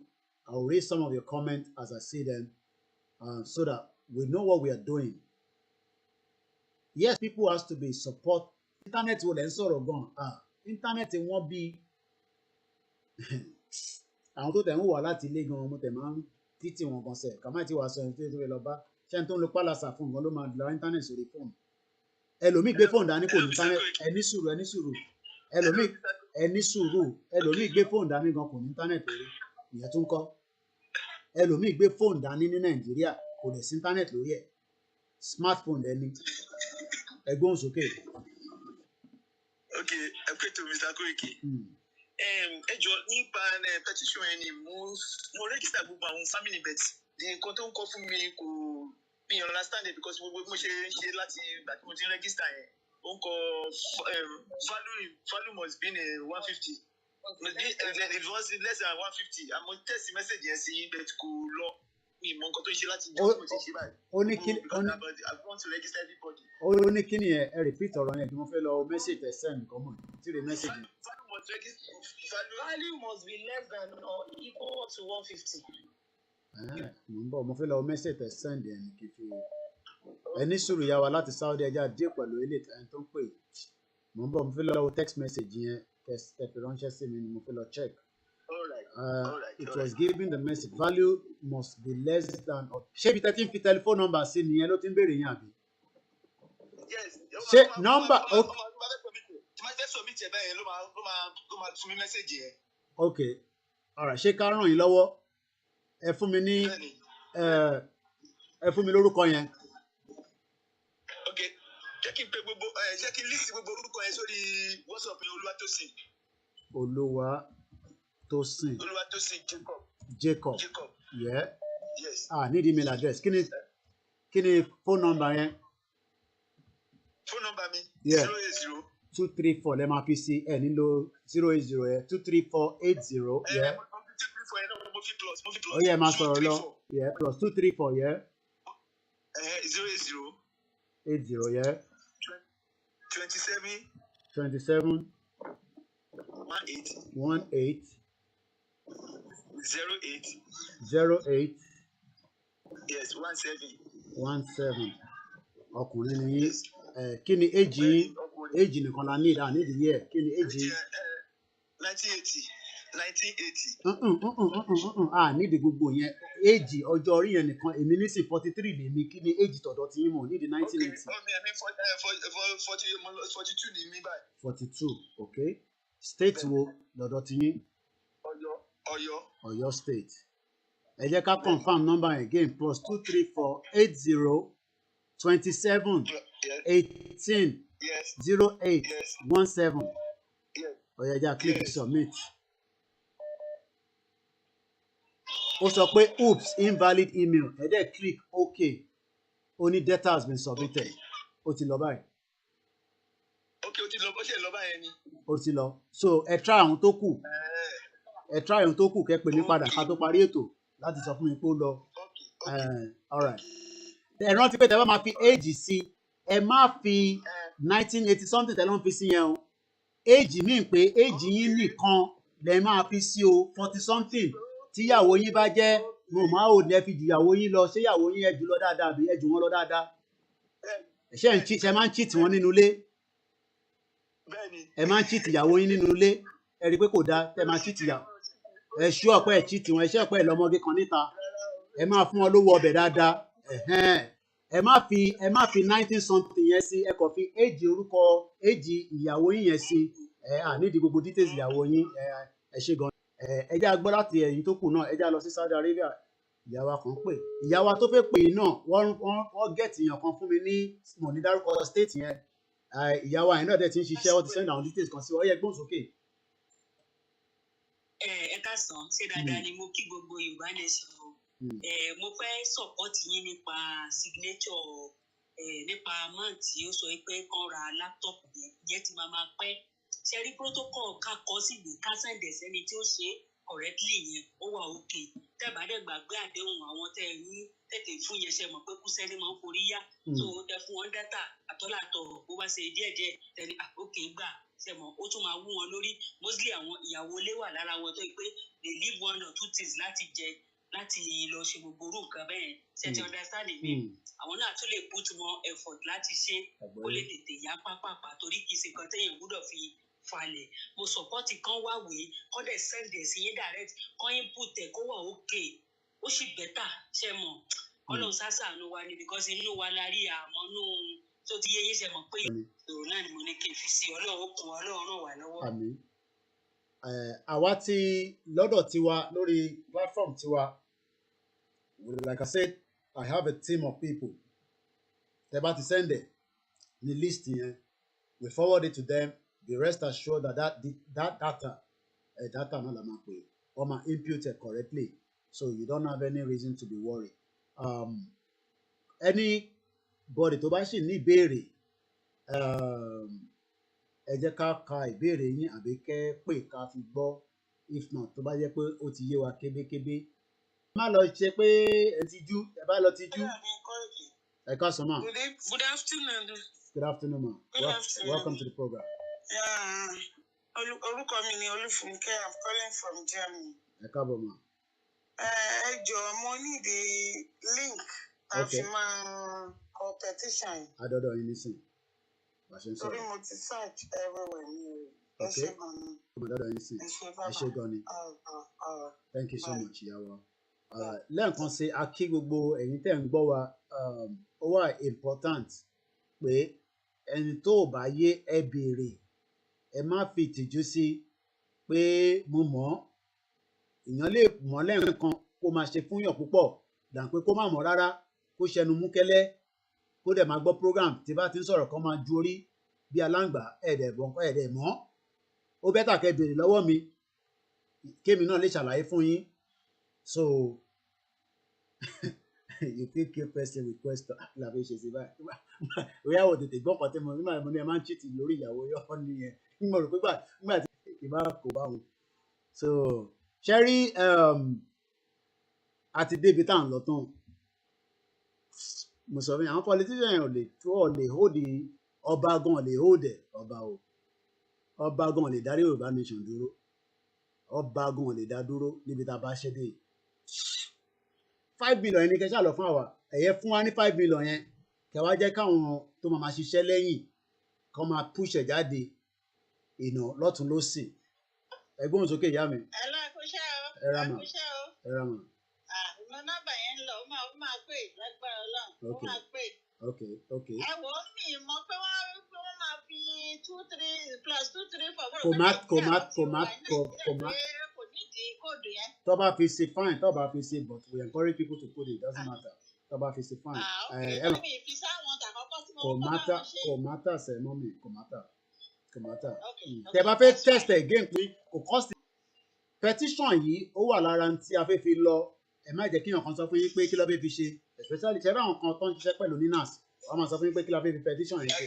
Ẹgbẹ́ òsókè. Ẹ kó bẹ́ẹ̀ tó ọ̀gá mi Kóìkì. Ẹ káàbọ̀ sà. Wájú Odùduwà gbé wa ọ̀dàlẹ̀ nìkan lè mí gbé.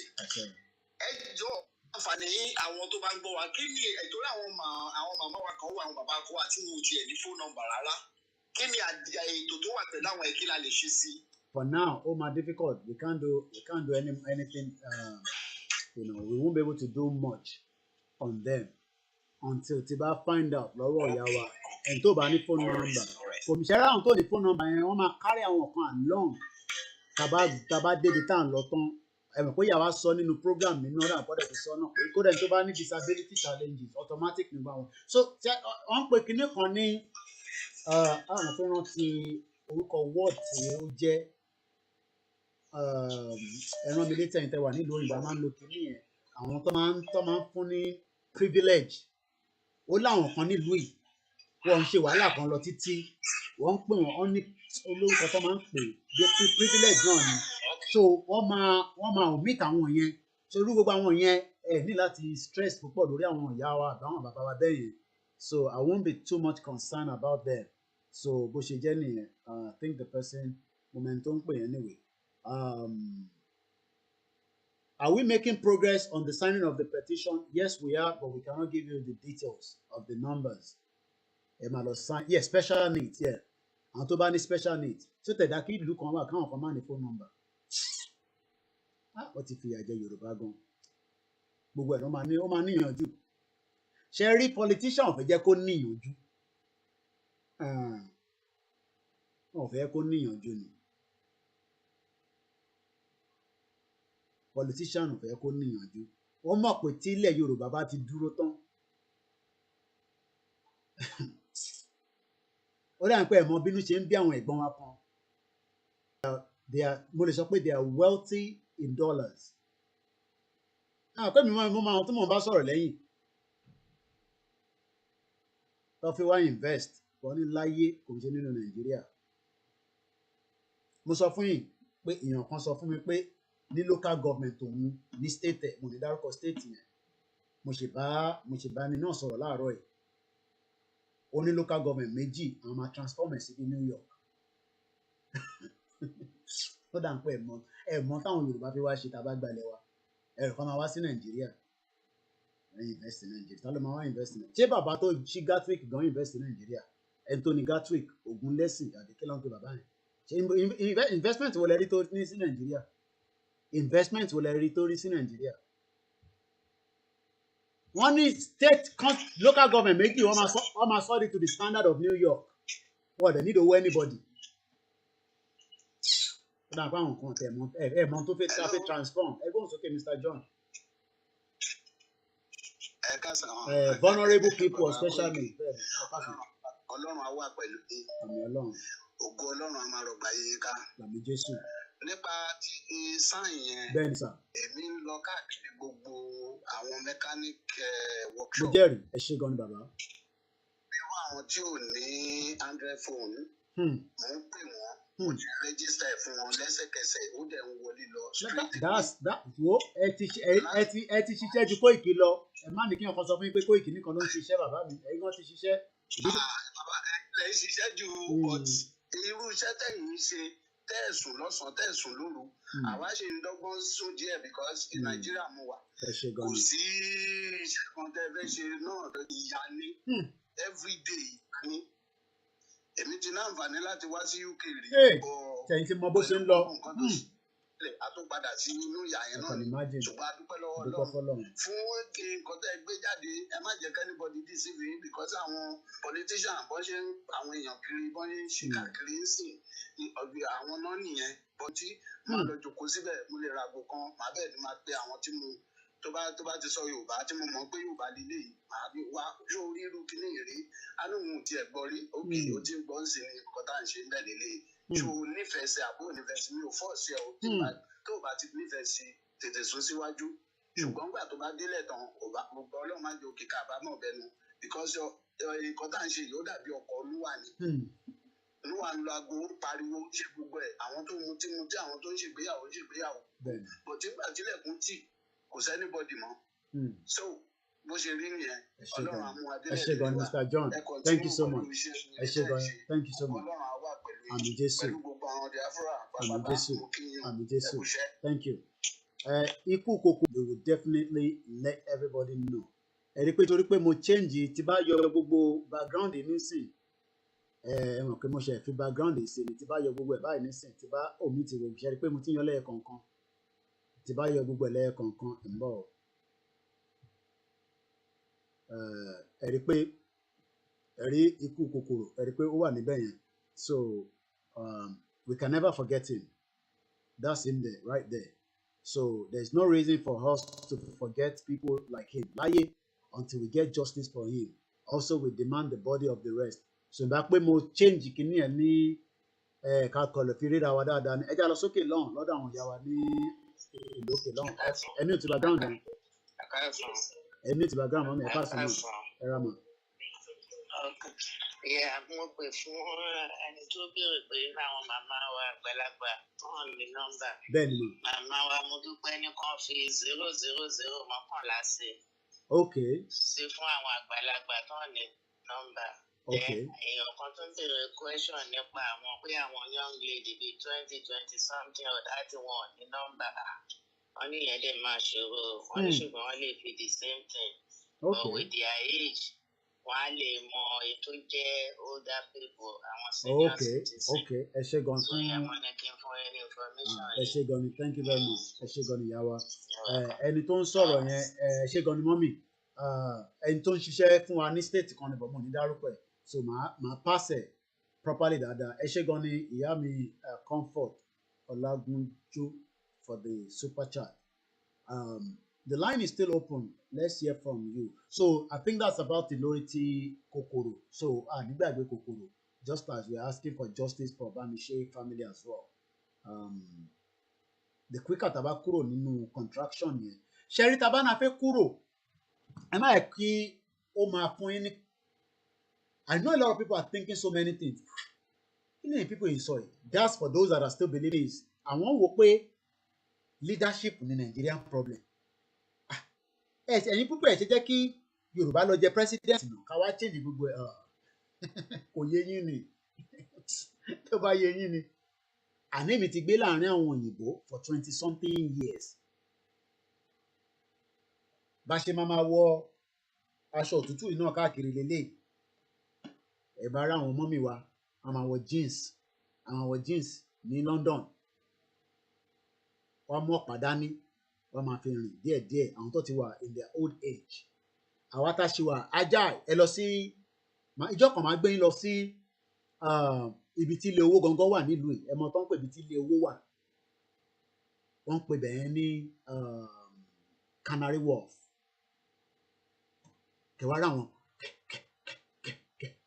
young Nigerians, by the time they are now in their 70s, kò sí ilé tó fi lọ. Àwọn parents wa tó pé 70 nísìn, ibi kan làwọn náà ti bẹ̀rẹ̀ ní London. Àwọn náà they started like báwa náà ṣe wà nísìn, ibi tí wà in my 40 plus nísìn. My mom came back here in the 90s. Ni màmá tèmi náà padà wá. Ó ṣiṣẹ́ bí kúrú ni, just as anybody as well. Gbogbo wọn lọ ṣiṣẹ́ hard working, iṣẹ́ gidi. Àwọn kan sì ń ṣe báyìí, àwọn kan sílẹ̀ kébì náà struggle díẹ̀. After tèmi náà bá ti ṣe service mi níbí báyìí, tí mo serve British government àti Queen, tí mo san tax, àbẹ́mọ̀ pé mo san tax fún ìjọba ìlú yìí. Èmi màmá tó bí mi ò lè lọ́lé, èmi ti wà in my 40s, ìyá mi ti wà in 70s. So ta ló wá guarantee pé ó fẹ́ lọ́lé? Ta ló fẹ́ lọ́lé níbi tí kò sí health care, tí kò sí medical? Hello, caller. Hello, then kó wá gbé done jáde fún mi, ṣé mo máa tẹ done yẹn náà? Yes, ẹ máa click done, yes. Ẹ kàn máa click okay àbí done. So ìyẹn ló máa fi jáde. Ó depend on ẹ bá click done yẹn, ó máa sọ pé data has been submitted before. Okay, màá lọ ṣe done yẹn nísìnyí. All right, okay then. Ẹ ṣé gan ni mo, thank you. Àbọ̀rọ̀ mi ò yé yín nísìn. Ta ló fi lọ́lé? Àwọn èèyàn ń ṣiṣẹ́ bíi kúrú ní UAE. Ẹni wà ní ọmọ Yorùbá wa. Èmi náà sọ fún pé kò sí iṣẹ́ tèmi ò ṣe rí iṣẹ́ kan wà pé yàn ṣe nílùú òyìnbó. Ṣé bá rí gbogbo àwọn ọkùnrin tó ṣe kàwé nísìnyí bí wọ́n ṣe upgrade ara wọn díẹ̀. Wọ́n ní sọ bí tó ti bẹ̀rẹ̀. À ń ṣiṣẹ́ bíi kúrú ní waiter, waitress. Àwọn ìyá wa àwọn yẹn tẹ̀ dà sínú hòtẹ́ẹ̀lì, wọ́n ń ṣe chambermaid. Disrespect wọn. And people are still working. Àwọn tó ti, ẹni tó ti dé retirement age, ó láti máa ṣiṣẹ́ lọ. But tí yàn bá tẹ̀, okay, yàn tẹ̀lé lọ sá broke kó lọ ṣiṣẹ́, yàn tẹ̀ ṣe problem. But àwa rí lé padà sí. Ìyẹn gbọ́dọ̀ ní problem. Not able to go back home after service of a country that is not yours. Ìlú tó wá jẹ́ tiẹ̀ pé kò tẹ̀ lọ fún wọn ní free service. Ẹ mọ̀ pé gbogbo àwọn ìyá wa tó wà in their 70s nísìn, wọ́n sì wà able láti lọ́lé, láti lọ fi brain wọn tó lọ́n fún wọn yẹn, whether they work in the private sector or public sector or their own business. Ọ̀nà mẹ́ta ni wọ́n fi ń ṣiṣẹ́ nílùú ní gbogbo àgbáyé. You can work in the private sector. Àwọn yẹn ló máa ń pè ní bí o bá, as an example, o lè máa bá Amazon ṣiṣẹ́, eBay, o lè máa bá Sainsbury's, àwọn yẹn private sector ni wọ́n, Lidl, Asda, Costco, fún àwọn tó wà l'Amẹ́ríkà, mo mọ àwọn stores yìí ní Canada, bí a tẹ bá ti invite mi, tèmi náà bá ti káàkiri, màá lè mọ̀. Àbọ̀rọ̀ mi ò yé yín nísìn, ní Belgium. But now, public sector, àwọn tó ń ṣiṣẹ́ pẹ̀lú government, ẹ wá ṣe gbogbo yẹn tán. Ẹ̀rí yín nísìnyí ìyá wa, ẹ̀yin náà má ti dàgbà. Ẹ ṣì ń support wọn Nàìjíríà, ní London, ní England, kí n kó gbogbo ẹ̀ papọ̀, àbí kí n sọ pé ní United Kingdom. Nígbà kan màá sọ pé ẹ máa lọ́lé ni mọ́mì, ẹ lọ́lé mọ́ ni. Ilé ò ṣeé lọ. Ìyá lọ́lé tí o máa sick. Ẹ wo àwọn family bá mi, ọ̀rọ̀ tó tẹ̀ sọ lánàá yẹn, ọ̀rọ̀ tó ń bàyàn ló jẹ́ ni ọlọ́pàá sọ fún àbúrò, ṣé àbúrò tẹ̀ ní gẹ́ ọ̀yẹn àbẹ́ ẹ̀gbọ́n. Mo ti rí ìyá mi, mo ti gbórí sókè, ó ti wọlé. Àbọ̀rọ̀ mi ò yé yín nísìn. Wọ́n sọ pé ọmọ yẹn lọ dóko ni, ọlọ́pàá sọ pé lọ dóko fẹ́ tó padà wálé. Àṣọ ọmọ yẹn ti kú, ọlọ́pàá ló lọ dóko. Ẹ bá bínú fún language yẹn. Wọ́n ṣe sọ́nà lánàá nìyẹn, tẹ́ bá wo program yẹn. Tẹ́ ẹ bá wo jẹ́ lọ wo lánàá, èyí tí mo ṣe lánàá lálẹ́ àná fún family àwọn ọmọ yẹn. The father is 84 years old, òun mo kọ́lẹ̀. The mother is 74. Níbo ló ti fẹ́ bímọ mi at that age? Àfikọ́ lọ́n bá wa tọ́jú àwọn tó ní nísìn. Nàìjíríà ni. àwọn náà ń gbàdúrà ṣe fi pé family tẹ ló ń gbàdúrà nìkan pé ọlọ́màjàrí wàhálà nàìjíríà wàhálà gidi ti wà nù nàìjíríà wàhálà gidi everyday ni wàhálà wà nù nàìjíríà nítorí pé kò tí kanlẹ̀kùn wá báwọ ọlọ́run má jẹ́ kó pè ní ìpè pàjáwìrì that is when you will understand the wàhálà wà nàìjíríà.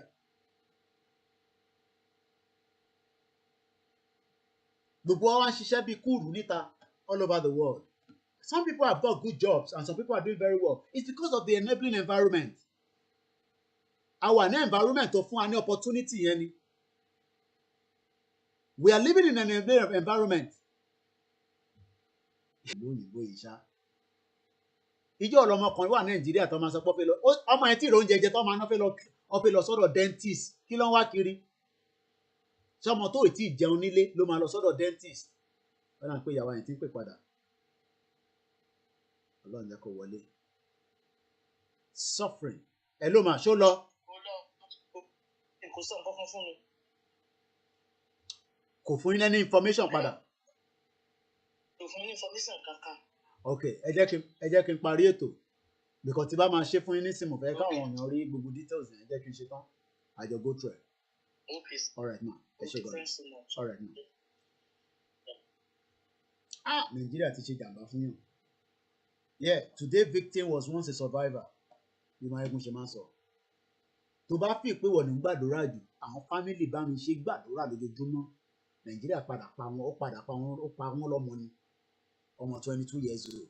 Ọlọ́pàá ló lọ jẹ pòrérò ni.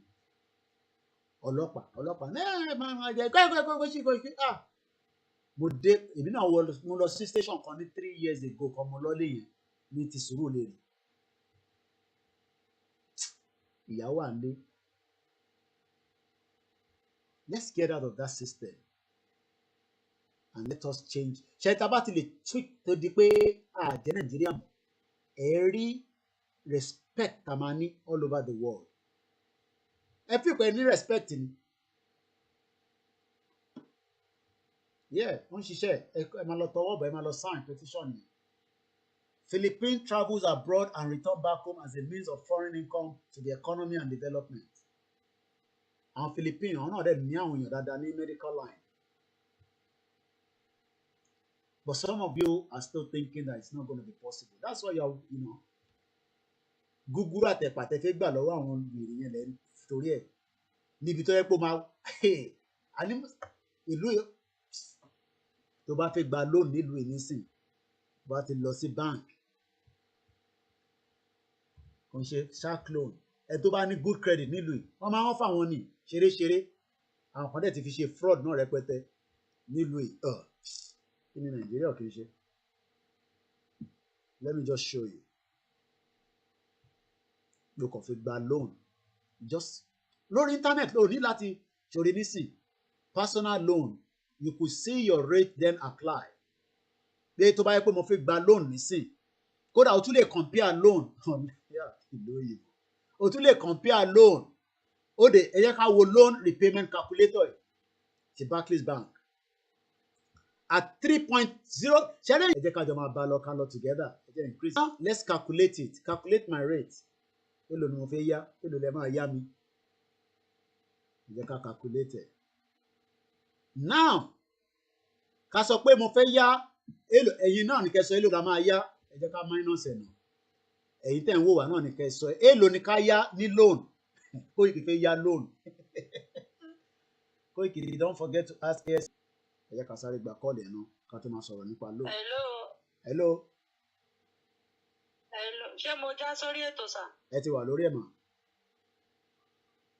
Ẹ jọ̀ọ́ ẹ jẹ́ kí n kọ́kọ́ sọ nǹkan tí mo fẹ́ sọ yìí pé gbogbo ọmọ Yorùbá mọ rírì yín o àwa mọ rírì yín gbogbo wa mọ rírì yín ìtàn akọ nípa yín bó pẹ́ bóyá ìtàn akọ nípa yín gbogbo Yorùbá pátápátá mọ rírì yín o ìtàn akọ nípa yín á tún kọ́ nípa yín àwọn ọmọ yín á jẹ́ níbẹ̀ ẹbí yín á jẹ́ níbẹ̀ gbogbo ilé yín á jẹ́ níbẹ̀ o agbára lọ́wọ́ Ọlọ́run gbogbo yín pátápátá ìtàn ń kọ nípa yín lọ́wọ́lọ́wọ́ báyìí lágbára ní ọwọ́ Ọlọ́run ìran yín ọmọ yín àránmọdọ́mọ yín gbogbo yín pátápátá látòrí bàbá wa Akíntóyè olóyè Sunday gbogbo ẹ̀yin mídíà pátápátá ìtàn kọ nípa yín lọ́wọ́lọ́wọ́ báyìí lágbára ní ọwọ́ Ọlọ́run ìran yín ọmọ yín orúkọ yín ò ní parẹ́ ní ibẹ̀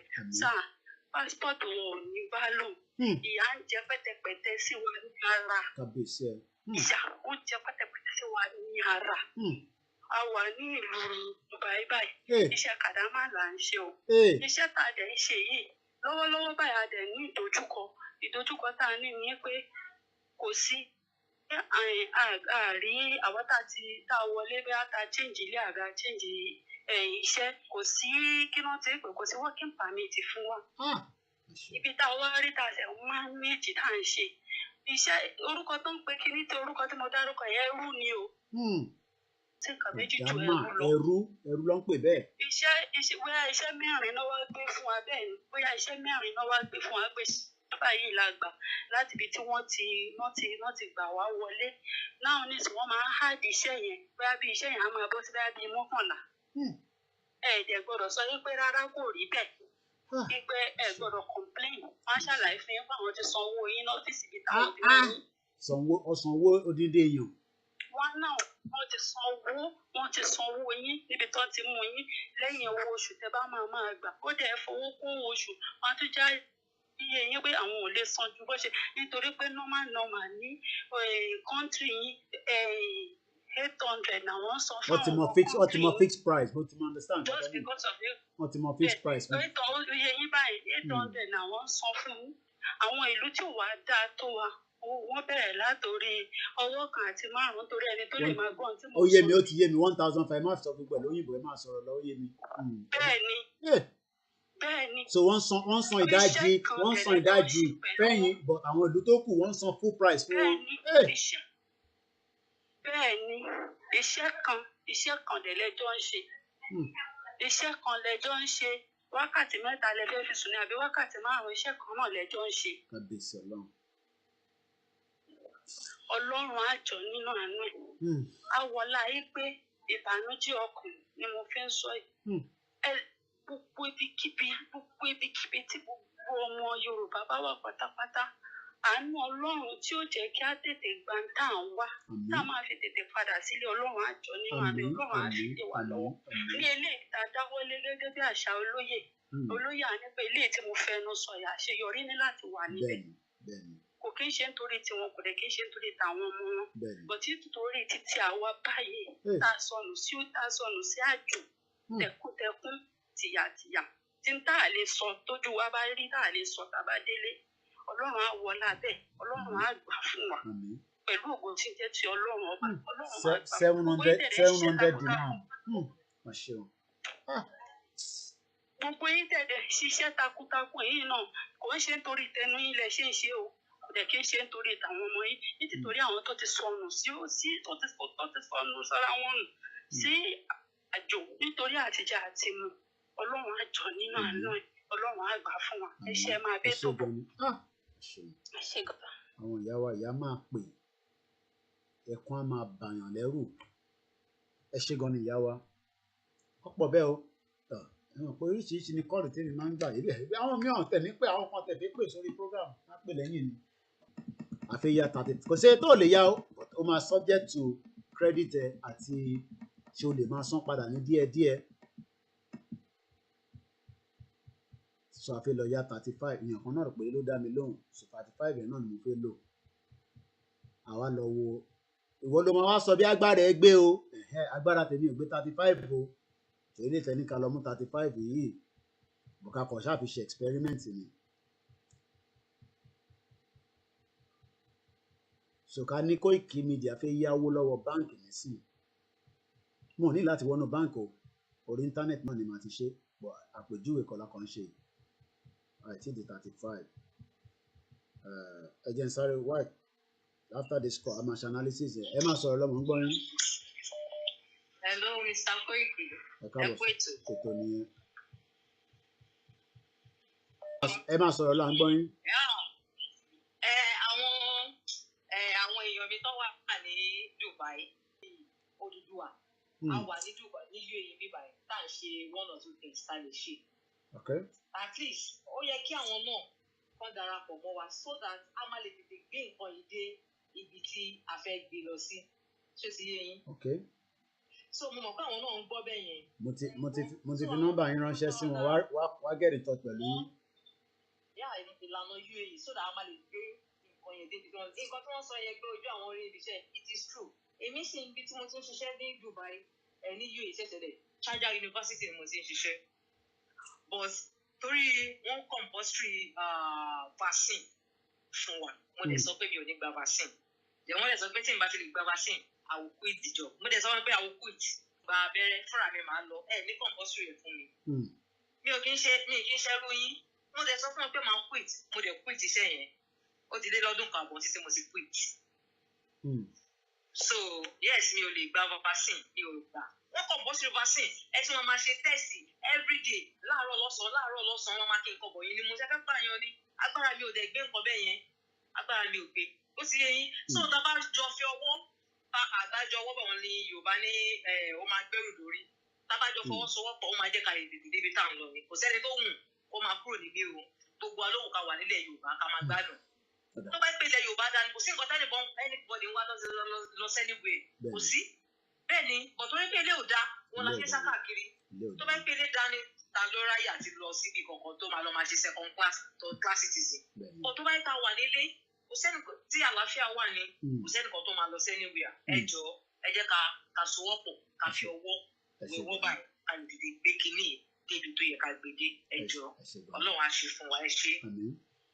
Now bí ṣe ń sọ lọ kó tó di pa tó máa gba ìpè míì mo ti extend number yín ẹ bá contact ara yín ní UAE. lè ṣe àpèjúwe ọ̀rọ̀ ni o ní bank ní bíbá a fẹ́ yá 35,000 APR is 7.5 a máa san 697.24 every month for a total of 5 years. O lè tètè san padà ní kíákíá o lè máa san ní díẹ̀díẹ̀. Èló ni interest wà lórí ẹ̀ yẹn that's about 6,000 can say almost 40 that's 5 1 6 6,834 pounds. Ìwọ ló máa wá mọ kí ló fẹ́ fowó yẹn ṣe.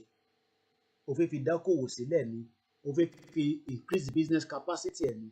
Ìjẹ́ gbogbo ilé wà ní ilẹ̀ Nàìjíríà tẹ́ ń pè Nàìjíríà gbogbo àwọn banks yín kàkà kọ́ máa fún yín ní opportunity ṣe lọ́ tún gbà lọ́wọ́ yín ni. Let's leave Nigeria alone. Kò lè work. Ẹ lọ sign petition. Imagine you can get a loan from any of the high street bank la máa ń pè wọ́n ní UK.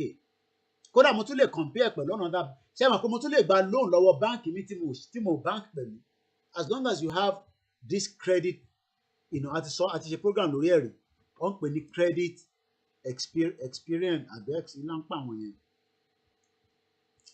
má lọ phrase o ti ń dé ẹ̀ṣẹ́ àkọ́kọ́ kúrò lórí ẹ̀ náà. We have a caller coming through. Let's go straight to the caller. As long as the credit facilities ẹ̀ bá wà okay you can check it anytime. Mo ń bọ̀ ẹ ní sùúrù ẹ ṣe sùúrù 30 seconds. Tẹ bá wá sí Kúnlé fi ọ̀rá ń jẹun ní Texas mo jẹ́rìí ẹ̀ ó lè gun mọ́tò tó bá wù ú òun ni bàbá àròpọ̀ náà máa ń lò mo kàn ń ṣẹ̀fẹ̀ ni o. Anybody tó bá ní good credit bá ṣe máa ní nìyẹn bàbá rẹ̀ ṣe fẹ́ gba credit facility ní Nàìjíríà gbà táà ní database anybody. Fúlàní ti wà láàrin wa Ìgbò wà láàrin wa àmọ́ who is who ẹgbẹ́ òsókè ẹni tó ń pè wá jáde. Nàìjíríà wá gẹ́gẹ́ bí ìlú ni. Hello caller à ń gbọ́ yín o. Hello ṣẹ́ṣì wà ń bẹ̀ ó yẹ gbùsù sókè. Hello ẹ káàsán o orúkọ tèmi ni Ọláníwájú láti location 419. Location confusion. Nípa kíní ọ̀rọ̀ western yóò fẹ́ sọ̀rọ̀ lé lórí so ó kọ́ lè pé mo ti ṣe tó mo ṣe tìyàwó mi so ọ̀kan lè ní last week mo fúnra mi jáde mo lọ sọ fún àwọn èèyàn so nípa àwọn ìyá tó dára àwọn ìyá tó wà lọ́jà àwọn àgbàlagbà yẹn. Mo ní challenge kan pẹ̀lú wọn ni pé n bá fẹ́ ṣe tiwọn yẹn so ó difficult bá níbi phone number ní àti bí àwọn òní phone number òní email. Wọ́n ní tó bá ti ní phone number ẹni sùúrù kí ni tètè ṣàlàyé nígbà tí mo ti get ibi tẹ́ ń lọ. Wọ́n náà tó bá ní phone number tó jẹ́ àwọn ìyá wa yẹn ẹ kàn fi 011 síbẹ̀ bọ̀ kórúkọ wọn yẹn àti age wọn kó reflect dáadáa. So age wọn máa jẹ́ bí 60 something 70 something ẹ̀yin lẹ́ máa mọ̀ so but every shop age wọn wà ní that's all they need email ò ṣe dandan compulsory optional ní email. Ṣe rí bí nọ́mbà wọn yẹn kàn fi 011 sínú ẹ̀ that's all. Ẹjọ́ ìwé ẹ̀gbọ́n mi ẹjọ́ ṣàkókì mo ní eré mi ṣe kinní kan tó dẹ̀ work pay mi ní nǹkan bíi ní last week nígbà tí mo dé church so nígbà tí a Sunday school mo pass information yẹn jáde fún àwọn tá a jọ wà ní Sunday school pé mo á kọ́ bẹ̀ lọ́wọ́ wọn pé kí ni wọ́n rí sí ọ̀rọ̀ so nígbà tí mo dẹ̀ sọ fún wọn wá fún wọn ní website yẹn so lẹ́sẹ̀kẹsẹ̀ ńgbà yẹn ṣá àwọn tẹ́ pé àwọn èèyàn wọ́n fayọ̀ gbà wọ́n dẹ̀ rí wọ́n kàkiri àwọn kan dẹ̀ ṣe lẹ́sẹ̀kẹsẹ̀ ní ọjọ́ yẹn so táwọn náà ibi tá a bá lọ bóyá àwọn ọ̀rẹ́ wa fáwọn ìyàwó wa náà tábà ti wà láàárín àwùjọ ká máa sọ pé kí ni nǹkan báyìí tó ní suggestion tèmi nìyẹn.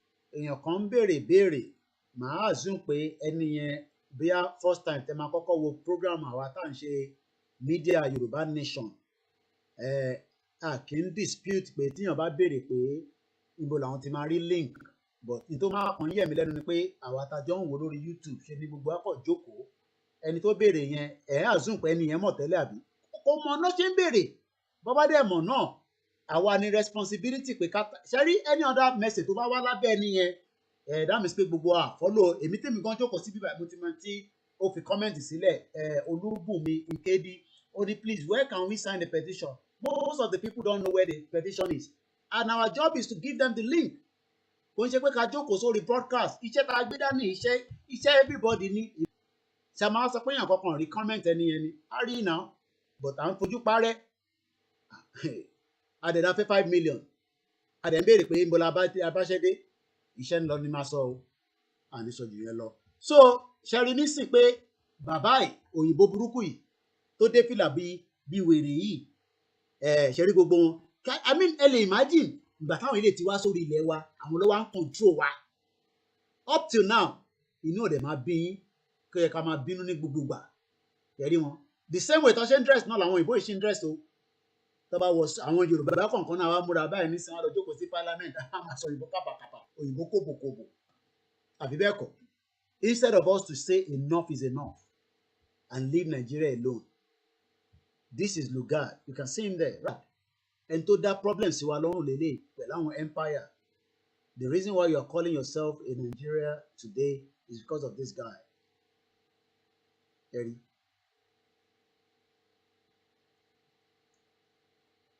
And the longer we stay in it, the more people will die.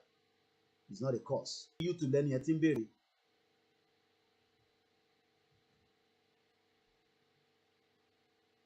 Link yẹn láti fi mo ti post link yẹn pàdé pin ẹ̀ nísìnyí fẹ́yìn tí ẹ̀ ń béèrè lọ́wọ́ mẹ́wàá. So we'll start winding down a little bit. As usual, we appreciate each and every one of us. Tẹ́ bá rántí Nàìjíríà bàbá yín nìyẹn ẹ̀yin tẹ́ sọ pé I'm in one Nigeria that's your father this guy Lugard so the longer you don't want to admit that you are Yoruba the more you say you are Nigeria this is your grandfather in the day grandfather yín nìyẹn we have a new call on the line hello. ẹ kú ètò ìsàkóyèdè. àwa ni ẹ sà. So gẹ́gẹ́ bẹ́ẹ̀ sọ́nsì pé àwọn tí ò bá ní nọ́mbà mo ní àwọn kan lọ́wọ́ fẹ́ fún àwọn tí wẹ́ẹ̀bù tó jẹ́ pọ́n wà ní ẹkún wọn ní nọ́mbà mo dẹ̀ gbọ́dọ̀ sọ pé ká fi 0011 náà. according to yawa onítìrì 011 but hopefully fáwọn àgbàlagbà ló máa fẹ́ jẹ́ ẹ. mo try ẹ̀ sí ó sọ pé the number already exists. pẹ̀lú orúkọ àti. pẹ̀lú orúkọ wọn pẹ̀lú èjì wọn. Okay. Ó wá ń padà pé the number already exists. Kò tó sọ nìyẹn. Ó ní whoop the number already exists. ẹ wá click OK tó bá sọ pé the number already exists OK dẹ̀gbà tá wá click OK kí ló wá sọ ẹnẹ́sì kò máa lọ all over the world we have a caller from wow number méjì Germany kan ẹja àkọ́kọ́ lọ gbájú so ìwọ tó bá ń pè rẹ ní Nàìjíríà grandfather nílé yìí olùgá that's your grandfather grandfather yìí nílé the structure Nigeria they are still this is still their grandfather so olú bàbá wa Adébánjọ nísìn grandfather wọn nílé lugard because if they are still claiming anybody claiming one Nigeria that's your grandfather lugard Nigeria call Nigeria ni lẹ́ǹkan sí let us leave Nigeria alone grandmother yín àti grandfather yín lélẹ̀. Hello sir. Mr. Koiki. Sir. Ọlọ́run ní fi sílẹ̀ o. Àmì bàbá ẹ ṣé gan ni sir. Ọlọ́run máa sọ agbára dọ̀tun o. Àmì lágbára Ọlọ́run àmì. Ìgbà tí a bá máa fly na Yorùbá nation flag a ṣe bí ẹ̀mí gbogbo wa o. Àmì àmì. Ẹ jọ̀ọ́ kí ni fọ́ọ̀mù yìí. Bẹ́ẹ̀ni dáàdi. Number 1 kí ni mo ṣe mọ̀ pé ó ti wọlé. Tẹ bá tún try again pẹ̀lú details yín màá send the link yẹn sí ẹ fill again á sọ fún yín pé the data has been submitted that means pé number yín ti register nìyẹn bí ẹ ti ṣe tẹ́lẹ̀ mo ti send link yẹn so link yẹn máa jáde báyìí ẹ wá fill orúkọ yín email kò ń ṣe dandan ẹ ní láti fi email sí ẹ fi number yín sí ti UK number yín lẹ máa fi sí dáàdì so number yẹn ẹ lè lo code ẹ lè má lo code but tẹ bá lo code the same thing ni á jẹ́ +44 ọkùnrin ni yín àti mọ̀ yẹn age yín ọjọ́ orí ẹ fi sí state yín ẹ fi sí ẹ click submit tẹ bá click submit yẹn ó ṣeéṣe kó kọ́kọ́ sọ pé oops email ẹ tún click OK á wá dá padà pé number yẹn ti wà registered already ẹ lè ṣe nísìnyí kẹ́ tún pè mí padà ẹ email ẹ ní láti fi kọ́kọ́ sí ó máa empty ẹ ní láti fi ẹ ní fẹ́ ní yẹ̀mú gbọ́ ẹ ní fẹ́ ní tì sínú email yẹn sà ó máa blank bẹ́ẹ̀ ni. ok ṣé kájọ ṣe lórí live báyìí ṣe wà ok pẹ̀lú ẹ̀ àbí ká pè mí later.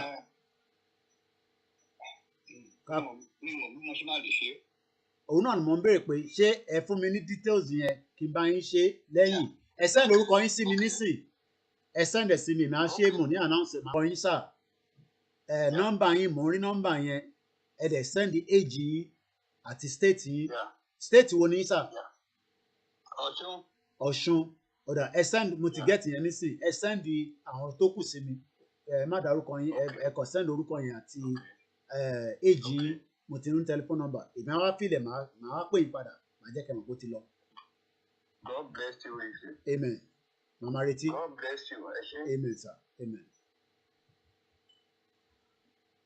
Grandfather àwọn tó ń sọ pé Nàìjíríà làwọn ìyàwó ẹja close experience eléyìí nísìnyí la máa fi mọ ẹni tí ó ti pẹ́ tèmi náà ti check tèmi náà I don't even check nígbà tí mo ní kàn wọ́n mo fẹ́ gbà lọ́wọ́ anybody but everybody ìjọ kan màá try láti log in sórí details tèmi èmi lè show tèmi kò ń ṣe problem but bí a máa ṣíjọ kan màá fi wọ̀nyí ẹ lè understand ok ẹ̀gbọ́n mi yẹn tún fi pè padà tí mo ní kọ́ check ẹ̀ báwo ló ṣe lọ sí. kò lọ. Okay, so that means pé ó indicate pé àwọn kan ti lo 00 yẹn nìyẹn. Ẹ kí n bá ìyàwó Abíọ́lá sọ̀rọ̀ so worry too much on them. Ẹ ṣe gan ni sir. Àwọn tó bá jágbàlagbà láàrin wa tó jáwọn ìyá wa for whatever reason tó bá ní nọ́mbà kò ń ṣẹjọ́ wọn. I'm sure like I said these are vulnerable people and they will be well taken care of. Tẹ́ ẹ bá sẹ́ndẹ̀ kò sí nǹkan tí mo fẹ́ ṣe ṣe bá mi sẹ́ndẹ̀ ó dẹ̀ pé màá pè yín tí bá parí ètò ni. Again, sorry, lọ sí kíní àpẹẹrẹ we're still trying to let people call in and bẹ́ẹ̀ ni tó bá ṣì ń sọ pé Nàìjíríà lòun grandma ẹ káàbọ̀ sórí ètò. Ẹ kú iṣẹ́ o. Àwa nìyẹn. Ọlọ́run mú wa délẹ̀ lè rí lágbára Ọlọ́run. Lóògùn Ọlọ́run. Nǹkan tí mo fẹ́ sọ ni pé tí táàbù yẹn mi ò rò pé bí ẹ̀yẹ wà yẹn necessary because èmi náà láwọn èèyàn tó jẹ́ pé mo láwọn èèyàn ní Nàìjíríà tí mo sọ fún ẹ pé kọ́ máa kọ orúkọ sínú ìwé so kọ́ máa send ẹ̀ sí mi so eléyìí tí mo lè ṣe mo ṣe mo dẹ̀ sẹ́ndì sí òòṣà mo sẹ́ndì sí òòṣà náà nínú ẹ̀ àwọn náà bá mi sign so èmi bílíìbù pé ilé tó ń kọ yẹ̀yẹ́ gan máa tún wà faster then tó bá yẹ pé àwọn fẹ́ fáwọn èèyàn lówó ní nàìjíríà pé sódà tó máa yá àwọn èèyàn lára láti pé kán lè bá wa jáde láti pé kán bá wa kọ orúkọ àwọn èèyàn ìyẹn sì wà òkè so nǹkan tí mo ní pé kí n sọ nìyẹn tó ní kíkọ yóò sì wà òkè because wọ́n máa àgbàtẹ́ pé àti láwọn èèyàn tó yẹ pé wọ́n máa fill the petition yẹn so the best ni pé kọ́kàn máa jáde kọ́ máa kọ orúkọ àwọn èèyàn torí èmi náà ṣe mo ní àbúrò tó ń ṣe tó yẹ kó sì máa send àwọn orúkọ kan sì máa dọ́wọ́ mi lónìí àtọ́lá so nǹkan tí mo ní pé kí n dá sí nìyẹn yes. Thank you so much. Petition yẹn has a lot of advantage for us as we are making our way out of Nigeria on a peaceful way. I mean, I know that there will still be some bit of clashes between us and them, but let's leave that one to the side. For those of you then, so you are one Nigeria. This is your grandfather and your grandmother. I want to create in Nigeria. On the January 1914, the British, the British was our Yoruba was our Baba ńlá wa. Wanted the British officially launched the Union. You know what I mean by the Union of Nigeria? Can you imagine? The British. And we have stupid people all over the world now. I'm a one Nigeria. I'm a true Nigeria. I'm a true lover of Nigeria. I love, and I can die for Nigeria. Mole kuri tori Nigeria. Ako kudanu danu. Mo kí gbogbo ilé àkànṣe èèyàn tèmi. Grandfather yín nìyẹn. Àwọn tó bá ń béèrè fún restructuring bàbá grandfather wọn nìyẹn. Gbogbo àwọn Afẹ́nifẹ́re tó náà fẹ́ restructuring. Ṣé ẹ káwọn máa sọ̀rọ̀ restructuring àbí kan sọ pé ká fọ́ gbogbo ẹ̀ lẹ́pọ̀n kí gbogbo ẹ̀ kó dàrú. They are just using that to make, delay tactics ló ń ṣe. Delay tactics. Kí ló ń pa yín lẹ́rìn àlájá ẹ láìkẹ̀ rẹ̀ nìkan ṣá.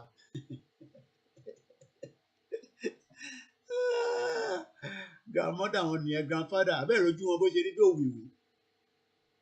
Nígbà tí mo dé lu ìmọ̀ ṣe hàn pé òyìnbó yóò bá wọn látọ̀ nǹkan báyìí. Ẹ̀rí bó ṣe ní moustache. Àwọn táwọn torí ẹ̀ ṣe wàhálà lélẹ̀ báyìí torí Ọlọ́run. Tí Kóìkì ń jáde lójoojúmọ́ gbogbo orùngbọ̀n ti funfun àti òrù àti àtẹ̀dúpẹ́ pé bàbá wa Ìgbòho ti jáde. Gbówó ṣá. Ẹkùn ọkọ Fúlàní. Ẹ jẹ́ bá mú chájà mi ò nínú ilé. Ìjọ torí Ọlọ́run fóònù kan ti fẹ́ máa kún bí o. Kì má dàbí àwọn ará Nàìjíríà. Tí bá ti sọ fún àwọn ará Nàìjíríà ni wọ́n máa wo bátìrì. Ìwúrà ti sọ fún ìkókó 13%. Àwọn ará Nàìjíríà. Ará Nàìjíríà. No. Ilé ìtẹ̀lẹ̀ ṣe míyàn náà wà. Ará Nàìjíríà tó bá wo bátìrì sí ìlú. Wọ́n ṣe wo program dára ní Kóìkì. Ṣáà tètè sọ̀rọ̀. Ojú ẹ̀gbọ́n ti pọ̀ jù. Mo ṣáà mọ̀ pé bátìrì cell wa máa ń jó, má máa fi wá pa. Ẹ má wọ̀rẹ́ láti gba Yorùbá nation ní sí gbogbo jágbajàgba yẹn ò ní sílẹ̀ nínú ìṣẹ̀lẹ̀ yìí. Fún tẹ̀lé. Gbogbo jágbajàgba nọ́nsẹ̀nsì yẹn. Bẹ́ẹ̀ ni Mr. Michael ló gádà apárí olóṣì. Ebi ò tẹ̀wọ̀ pé lápárí èèyàn nínú ọ̀rọ̀ onílé ní ẹni gbé jáde. Èèyàn kan ní apárí. Kí ló ń pa ilé ẹ̀rìn ìyá mi ẹ̀bùn? Wọ́n ní Kóìkì aláwàdà. Bàbá ńlá wọn leléyìí òtẹ́lẹ̀ èrè ṣe bàbá ńlá tiwa. Èyí tẹ́ ń sọ́pọ́tì wọn Nàìjíríà. Bàbá ńlá yín nìyẹn. Arákùnrin yìí máa bínú sọ̀rọ̀ nísìnyí. Ó yẹ gbóhùn sókè láti Italy. Ó máa ń bínú sọ̀rọ̀ ni. Àwọn òyìnbó wọ́n ti lo ti bàbá wọ́n ti lo ti bàbá yìí yọ. Oníjọ́ tó ń sọ pé kí lẹ tẹ̀ sọ níjọ́ iná tó pa mí lẹ́rìn. Ìjọ́ ẹni ẹ béèrè pé ẹ sọ pé kí ní kan God ẹni yàn ọ̀rọ̀ oúnjẹ fún yín mọ́.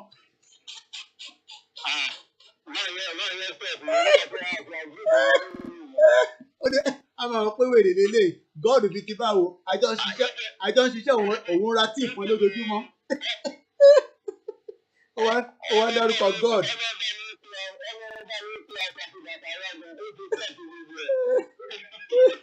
Ó ní pé God tẹ̀ ṣé òun wá stupid ni òun ra kọfí fún àti procent wọ́n wá ń pe God kọ́ God ni àti jẹ̀yà ẹ̀gbọ́n sókè.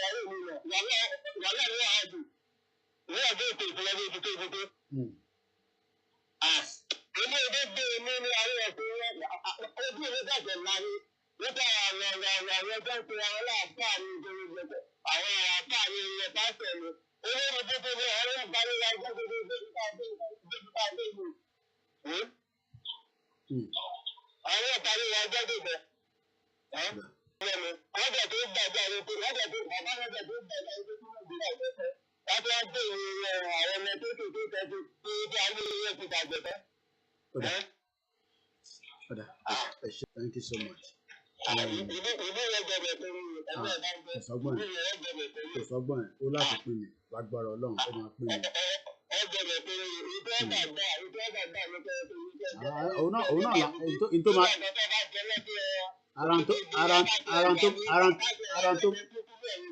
ara tó máa gbà náà la ṣe ń fún yín ká tó débi tó kù ara tó máa gbà alàgbà yẹn tó bá pẹ̀rín máa ń pa mí ni ó lè pè mí pa Italy ló wà ó lè tó bá dẹ̀ pè báyìí a máa sọ̀rọ̀ bí 10-20 minutes ni ó máa ń kanra gidi ni ó náà tún fẹ́ padà lọ ọ̀jẹ́ kóun padà lọ wọn ní òun ní padà lọ níbi tó wà ó lóò ti ṣiṣẹ́ ó ti sún òun.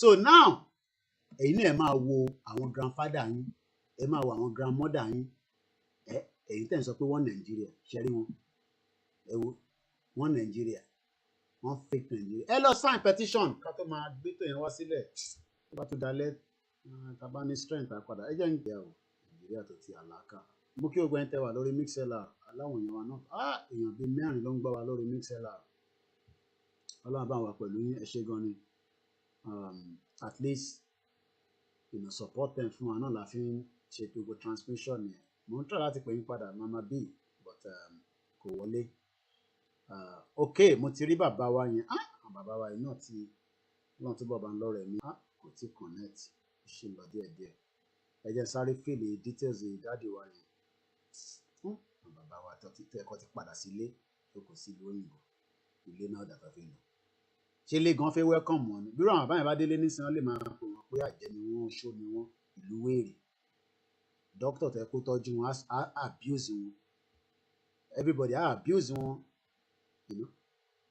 ẹ jẹ́ gbogbo ẹ̀yin tẹ́ fẹ́ lọ́lé má jẹ́ jẹ́ra jókòó sí ìlú òyìnbó kẹ́ máa ṣe fàájì títí tá máa fi rí ibi tá à ń lọ gbà fi débi tẹ́ ẹ má yẹ kí àwọn sọ fún yín pé daddy come back home ilé náà dà come back home àwọn ọmọ yẹn lọ́mọ tó máa ṣépè fún yín pé daddy you are poo-poo wọn ní mọ̀ pé àgbà ti dé daddy bá nídìí fẹ́ǹsìk ẹ ló yá wa ẹgbọ́n sókè. Hello. à ń gbọ́ yín mà. Báwo ni o ṣe wà? àdúpẹ́ fọlọ́run ó máa di tírátíra àríbẹ́kì àti. àpò ìrọ̀dá ti rí o. àwa ni ẹ mà. inú mi dùn gbà tí mo gbóhùn màmá ìyàwó MK o. Okay. I was so happy. Okay. I was so happy. Inú mi dùn gan wọn ní I have to call you privately and talk o. ẹ ṣé gan ni. Ọlọ́run àkókò rọ̀ wá ṣe. ẹ ṣé gan ni.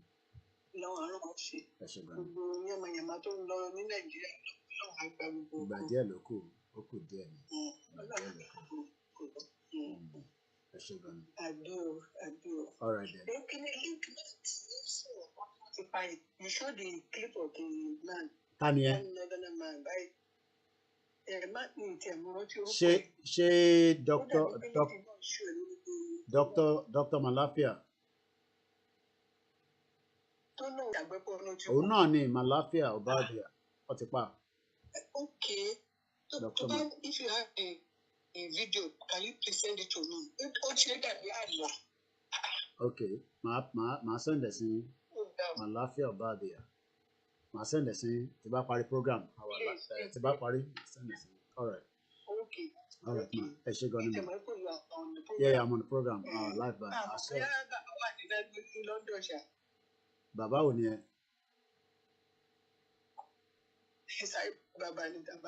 Okay. All right. Ṣé bàbá ti padà sí Nàìjíríà? Ṣé bàbá ti padà?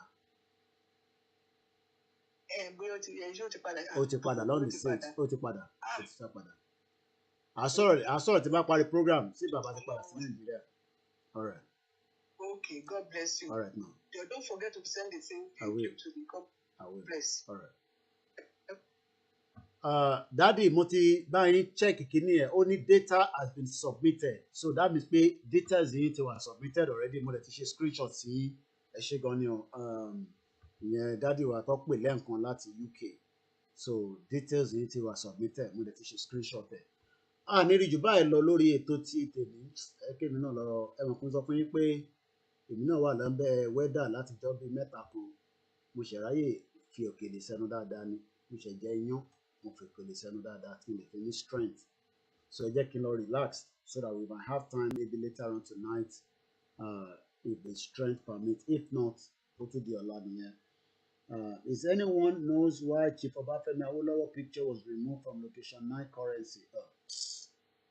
Ní Nàìjíríà ẹ̀mí ká fi Nàìjíríà sílẹ̀ tá a bá ti fi Nàìjíríà sílẹ̀ gbogbo yẹn la máa sort out. Thank you so much Amos Oluwaseyi and the rest of you on the thread. 15:34. That's all we can do today. Okay, you're gonna send information concerning me. Okay. Correct one, brother. Okay. Eloma sign it. Kò ní the email address. Kò dẹ̀ ní the verification lórí number yín. Eloma sign it. That is the easiest way and the process. The máa ká àwọn ní NAS kan àwọn yẹn ló máa ń distort information. Ẹ bá ti rí àwọn tó ti ń sọ pé petition yẹn kí ló máa fi ṣe ìyá kan tẹ wà náà àwọn ìyá àsọnù wọ́n jókòó ọ̀pọ̀ London mo sọ fún yín ọ̀pọ̀ London gidi o. Àwọn ìyá àwọn 86 kan ṣì wà nílùú òyìnbó. Mo sọ fún yín pé Nigeria is the big elephant. Ẹ fi ọ̀rọ̀ petition sílẹ̀ but lórí ti petition yẹn bẹ́ẹ̀ bá mọ̀ kankan nípa ẹ̀ kò ṣe dandan kò yẹ yín nísìn. So bó ṣe jẹ́ nìyẹn ẹ ṣe gan ni bàbá mi Kúnlé Shita. Thanks very much Vicky James African Confidential. Let me go and take a bit of break. Like I said, 3 days I've been under the duvet, not feeling very well, but I thank God we're back on our feet again and we're good to go. I shall build the strength in Padani. Thanks so much. We'll be back whenever I'm back. Have a very good afternoon from wherever you're watching all over the world, and bye for now.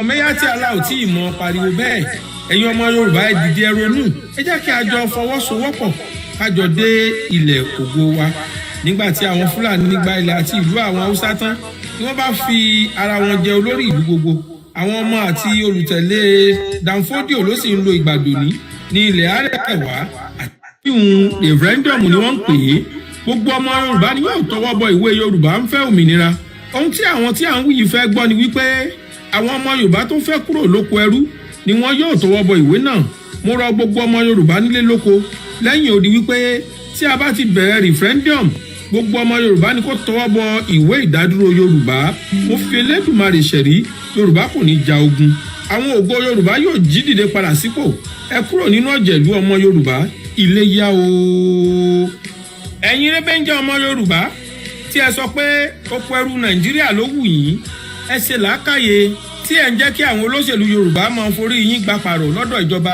arúmọjẹ Nàìjíríà ẹ gbọ́ mi ná ká kàwé ká má ríṣẹ́ ìfipábánisùn ìjínigbé ìpànìyàn gbígba owó ìtanràn ìfi màálù jẹnilóko owó gbọ́múlé láǹtà hápà ọmọ Yorùbá ẹ jí kúrò nínú èdè tí ìsopọ̀ Nàìjíríà kó wa sí ẹ jí kúrò nínú èdè tí àwọn olóṣèlú fi ń tàn yín ẹ jẹ́ kí a jọ sowọ́pọ̀ ká fi ìmọ̀ ṣọ̀kan kúrò nínú oko ẹrú Nàìjíríà ṣé ẹ̀yin olóṣèlú Yorùbá fẹ́ sọ Yorùbá dẹrú ní ilẹ̀ wa ni ṣé ẹ fẹ́ kí Yorùbá náà tún dàbí Haúsá ní ilẹ̀ ní wọn ètò àti ìfẹ́ Uthman Danfodio náà ló àwọn mẹ́yà tí aláwọ̀ tí ìmọ̀ pariwo bẹ́ẹ̀ ẹ̀yin ọmọ Yorùbá ẹ dìde ẹ ronú ẹ jẹ́ kí a jọ fọwọ́sowọ́pọ̀ ká jọ dé ilẹ̀ ògo wa nígbà tí àwọn Fúlàní gba ilẹ̀ àti ìlú àwọn Haúsá tán ni wọ́n bá fi ara wọn jẹ olórí ìlú gbogbo àwọn ọmọ àti olùtẹ̀lé Danfodio ló sì ń lo ìgbàdòní ní ilẹ̀ Àrẹwà àti Nàìjíríà lápapọ̀ láṣẹ ìkó ẹ̀yin gómìnà ṣáàmà orí adé gbogbo ẹ ò sì fúnra ewu ń bẹ nínú igbó Yorùbá gbogbo bẹ́ẹ̀ ni àwọn ọlọ́kadà tí ń bẹ ládùúgbò yín irinṣẹ́ ogun ni wọ́n àwọn ṣùṣàìnà ń kọ́ irinṣẹ́ ogun ni wọ́n àwọn mẹgáàdì yín gbogbo ọmọ Yorùbá irinṣẹ́ ogun ni wọ́n bí 20 ọdún sẹ́yìn ni mo ti ń ké tantan fún Yorùbá ẹ̀yin ẹ lọ ra àwọn rẹ́kọ̀dù mi gbogbo Orísun Yorùbá ìkíní ìkejì ìtànlú Ìlọrin ìbínú Odùduwà láti ẹnu Ìdòwú Adékọ̀gà Babárómi Yorùbá yóò ní orílẹ̀-èdè tuntun kódà yẹ̀kínì kan kò lè yẹ̀ mo kí Ọbáfẹ́mi Awólọ́wọ̀ ọkọ̀ Dídéolú mo kí Moshood Kásìmáwò Ọláwálé Abíọ́lá mo kí Cicero ti ìlú Ẹ̀sà Òkè ọ̀nkú Bọ́lá Ìgè mo kí ọmọ wọn ní Oǹdó Ẹ̀gì Àbígánì ọmọ Fáwẹ̀mí ẹ̀yin kákó ni mọ́ra ìwà ọmọ Yorùbá ni kákó nílé káyé ní sí ọmọ Yorùbá ni ká sọ̀rọ̀ tútù tó yọbi lápò ọmọ Yorùbá náà ni òwe ìbáwí ọmọ Yorùbá náà pa òwe ìkìlọ̀ ọmọ Yorùbá náà pa òwe ìwúrí ọmọ Yorùbá náà pa lọ́rọ̀ bá sọnù òwe la fi pa àkàlò èdè ńkọ́ ọmọ Yorùbá náà lọ ibi gíga ibi gíga gíga ní Yorùbá ibi gíga gíga lẹ́tí máa rọ́mọ́ tuntun wá ẹ ò ní rí wá nílẹ̀ ẹ ò ní rí wá lẹ́yìn ibi gíga lọ́mọ Yorùbá yìí. Adéwálé fún wa ibi gíga ọjọ́ ibi gíga oṣù bẹ́ẹ̀ ni o iwájú lójúkùn ń gbé níjọ́ òkè òkè òkè lẹ́yìn fún òkè.